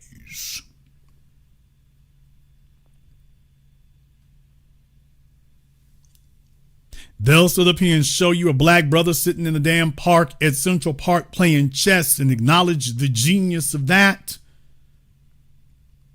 Ed Welburn at General Motors, they'll acknowledge the genius of that and then tell you, but the rest of you, no. They show you black geniuses all the time. But the common thread they tend to have is being unfunded. Now, that's power dynamics. That has nothing to do with merit. That is not merit. That is not education. That's not where you were raised. That's just power dynamics. I'm using power to deprive you of something. But why don't we give them all equal funding and equal resources and see if those ratios stay the same? Their goal for living is to make sure that never occurs. Because they've seen all the areas, what happens when you do have adequate funding. When you get equal funding, you blow them clean out of the galaxy. So their goal is like, damn it, okay, we'll put up with the heart attacks, the substandard medical treatment. We'll go ahead and tolerate these screwed up cars and Elon Musk and all this garbage if it means that we're the ones running it. Fine, it'll be a substandard place as long as we're the ones running it.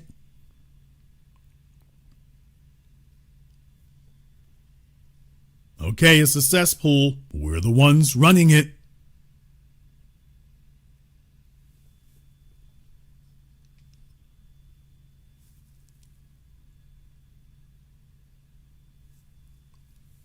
That's the goal and the idea now. So recognize what their real aim is. And recognize how they try to feed you an inferiority complex. And also recognize just how close you are to actually making that happen. Now, I would like to take up where I left off last night because YouTube did not like it.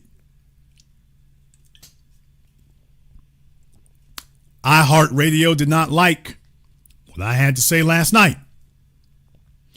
So I want to take this as an opportunity to address that again. I want to say a couple of things here in particular. I ended the program talking about this, but I want to talk about this again here tonight.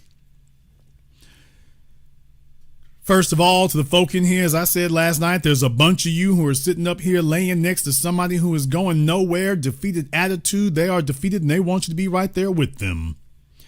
For the ladies in here listening, you need to start telling every dude every time that y'all, I told y'all last night that you need to be checking each other's bank accounts. No more bullcrap, no more garbage. If you have a girlfriend, boyfriend, husband, wife, or whatever, everybody needs to be on the same damn page. That means we check paperwork. Paperwork check, nigga. We checking paperwork. Do not tell me that you are serious about this, and then I look at your damn bank account and all I see is you spinning your wheels. You are not serious if I can go to your bank account and all I see is you spinning your wheels. Everybody should be opening their books. If you got a girlfriend, boyfriend, husband, wife, y'all should be opening the books every week. See, that's how you prevent yourself from getting years down the line and finding out this nigga wasn't about nothing. If they really are, y'all should be opening the books every week so that you can confirm what the numbers are every week and that every week they are doing their part, pulling their weight, and that both of you are rising together. That's how you avoid getting years down. Jason, how you do it and they don't? Because you got to check paperwork over here. We're going to check the paperwork. We're going to check the books. We're going to take a look at that. No, not 6 months from now, 6 hours from now. We're going to check that today. Well, I'm at work right now. As soon as you get off. Do you all know how many folk I've had that did not call me again after that? What? Y'all know how many times that's happened? Yeah, we don't do lip service. It's like, okay, you're going to do that talk? I'm going to follow up on that and check on that. And by the way, if you don't come back, so be it. We ain't lost nothing. So you check paperwork, you check numbers, you make sure that the folk that you aligning yourself with, that they can show you week after week. We are all rising together. You ain't going to get nowhere with folk bringing excuses week after week. They need to bring results. Even if we're rising slowly, we're rising. And it needs to be consistent.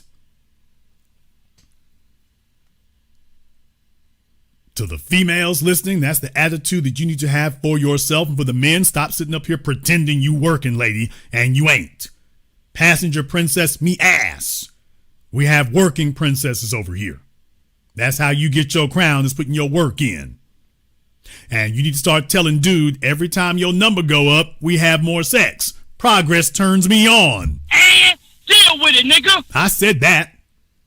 We got a bunch of chicks in here right now. You got crazy body counts, but a nigga can't buy you a pack of fries at McDonald's. Okay, that means your body is trash. Hold this L, heifer. Your body is trash. Your body is a dumpster. Reserved for the trash. Which is why a lot of females have an inferiority complex, because she's looked back over her life and realized, I'm about to be trash. I'm a dumpster. Yeah, you really are. Your idea is supposed to be like, hey, progress turns me on. Notice I didn't say money. I said progress. Did you see the difference? Did you hear the difference? I said progress. Progress.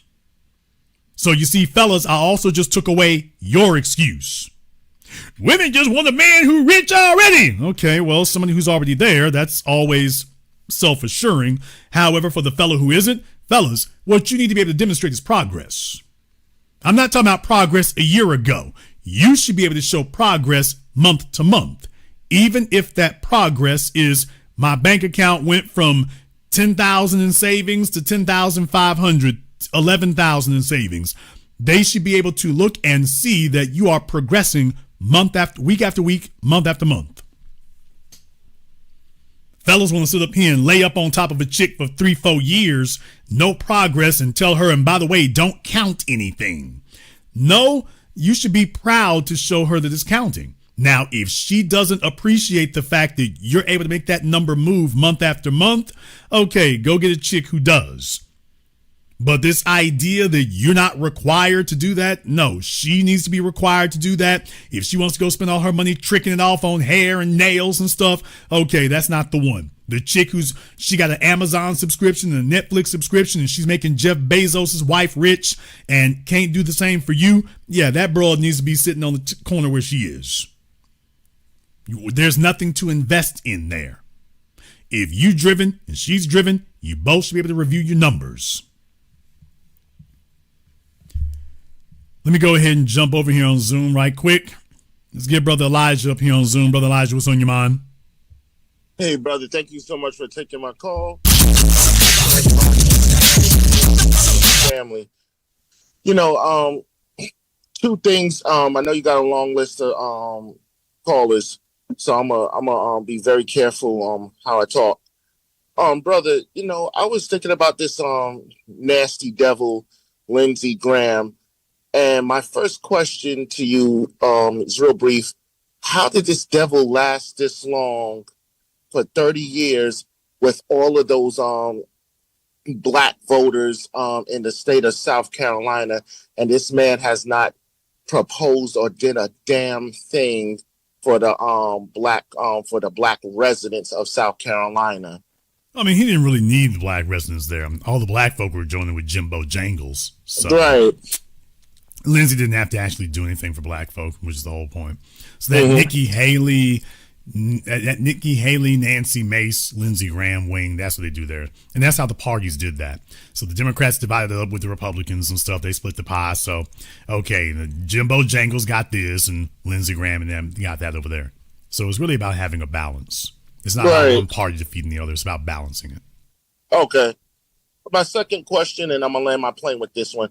You was dropping some heavy material on us about the history of how these luxury and non-luxury cars, how they started, how they got built, what they used, and everything like that. But you got to the main point why they didn't want to really give us they never want to give us our reparations and everything like that, and because they're afraid that one of us will spark the idea of trying to compete in in a market like that. But my question is that we've tried to compete in different areas, and we have mysteriously died and everything like that. Suppose that they gave my question is, suppose they gave us the money and then we just pop up with these ideas.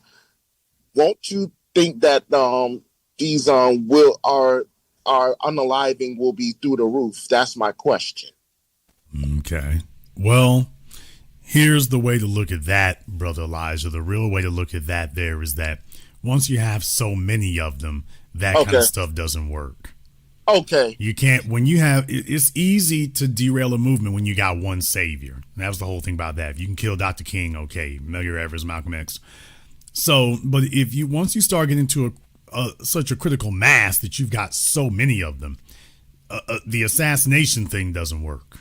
Okay. That doesn't work when you get tremendous numbers, Yes, sir. At that point, you're going to have to use tactics that will be just so blatant, or at least they're going to figure out what you're doing. So you get diminishing returns after that. So the whole point is that get enough people on the same page who are moving in the same direction with the same velocity that's just not possible. Right. That just does not work. Because right now you got a whole prison industrial complex. Okay, that's what happens when you become blatant. Oh, wow. When it becomes that blatant, everybody can see it. You lose plausible deniability. So everyone sees who the enemy is because you have to do it. They know who you are, what you're using, how you're doing it. So do you see, on the one hand, it might work, but now you're exposed. Yes, sir. Which defeats the purpose. If everyone can see what you're doing and acknowledges what you're doing, well, that defeats the purpose of doing it. See, brother Jay, you dropping some jewels, man. I just want to say this, and I'm gonna get off. I wish, thank you for tonight's broadcast, man. I really wish, deep down, our people would stop listening to them folks, because when you showed that picture of that nasty devil, Mitch the bitch McConnell, and his Asian wife trying to cover up that he's not a white supremacist, and they don't realize China basically practices the same amount of white supremacy, and in some cases even worse and everything, aka Rick Chow. All right. And they still want to go on this tangent that they're the enemy, and yet we're out here. They deprive us of resources and everything like that, and bolster up the same enemy. That's why I said to you before numerous times, they'll give these the same enemy all types of communities, money, businesses, but gentrify us out of our own neighborhoods. We can't even so get long along. as you're not the threat. Right. We are the only threat. The descendants of the slaves, we're the only threat. Nobody else really is. The Asians are not challenging the system of white supremacy. They're looking for a place in it. And everybody knows that. So they're not a threat.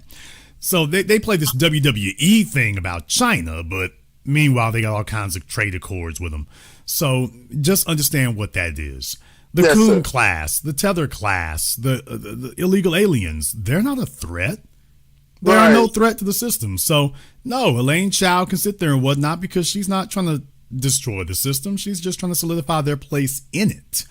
So that's all these other groups. That's all them. That's why they're not targeted. They're not targeted because they're not a threat. None of them are challenging this system. None of them are threatening it. None of them are trying to overthrow it or undo it. None of them. None. There's only one group that has systemically, historically shown that that's what we own. And that's the only group that is consistently, viciously targeted. Everybody else is tolerable because ultimately they're going to empower the system. And everyone knows it. Everyone knows it. Thank you very much for giving us a call tonight. Everyone knows it. Everyone gets it. The job is to, play stupid and play dumb, but everyone gets it. I want everybody to be on the same thing here now. I want everybody to be on the same thing. We are going to keep pushing for what is due us, but we are going to have to make progress of our own so that we can apply the pressure. You can apply more pressure when you got resources. The more resources you get, the more pressure you can apply. Everyone and everything in your life, everybody needs to be moving, everybody needs to be gaining, and you need to be not shy about saying everybody sitting at this table needs to show their damn paperwork and show their progress. Everyone needs to be able to do that. The issue that we have is a lot of folk giving lip service on the front end. There's the real poison, is folk giving lip service, and then you ain't coming back to check and make sure that they're keeping their word. And if they don't, then they get dismissed.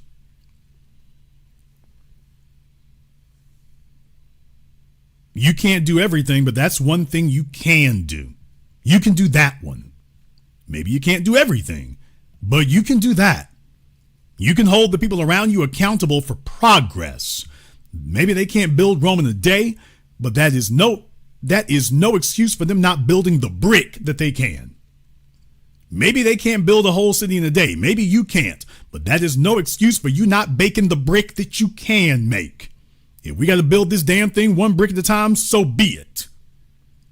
Everybody else can build 10 bricks a day. We can only build one. That is no excuse for not building the one that you can. Because you're going to be able to do more with your one brick than they did with their 20. But you're not going to do anything if nobody's actually building. So no tolerance for folk sitting there giving you the po mouth and wanting you to be their social circle for having a pity group. And so, boy, we ain't getting nothing done over here. It's like, okay, dude, what do you brought? Well, it's rough on me. The real problem we have is tolerance for lack of results. So do yourselves a favor here tonight. Take a look at the person next to you. Maybe that person you in bed with. I don't care if you're married to them or not. That person on your phone. Paperwork check. The United States government and everybody in it lies for a living to you. Don't let folks sit next to you and they're lying to you, because they're right next to you. We're going to go ahead and wrap things up here tonight. If you are new here to the Black Channel, welcome to the Haven of Intelligent Black Thought. We do this every weekend, holidays, some days in between.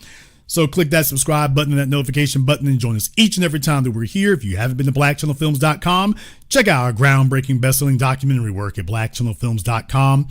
I want to thank all of you for tuning in a nice program. Thank you for liking, subscribing, and sharing. And this concludes tonight's broadcast of the Black Channel. I am your host, your brother, your humble servant, the Black Authority. And until next time, my brothers and sisters from around the world, remember, black is the future, and the future is uncompromising.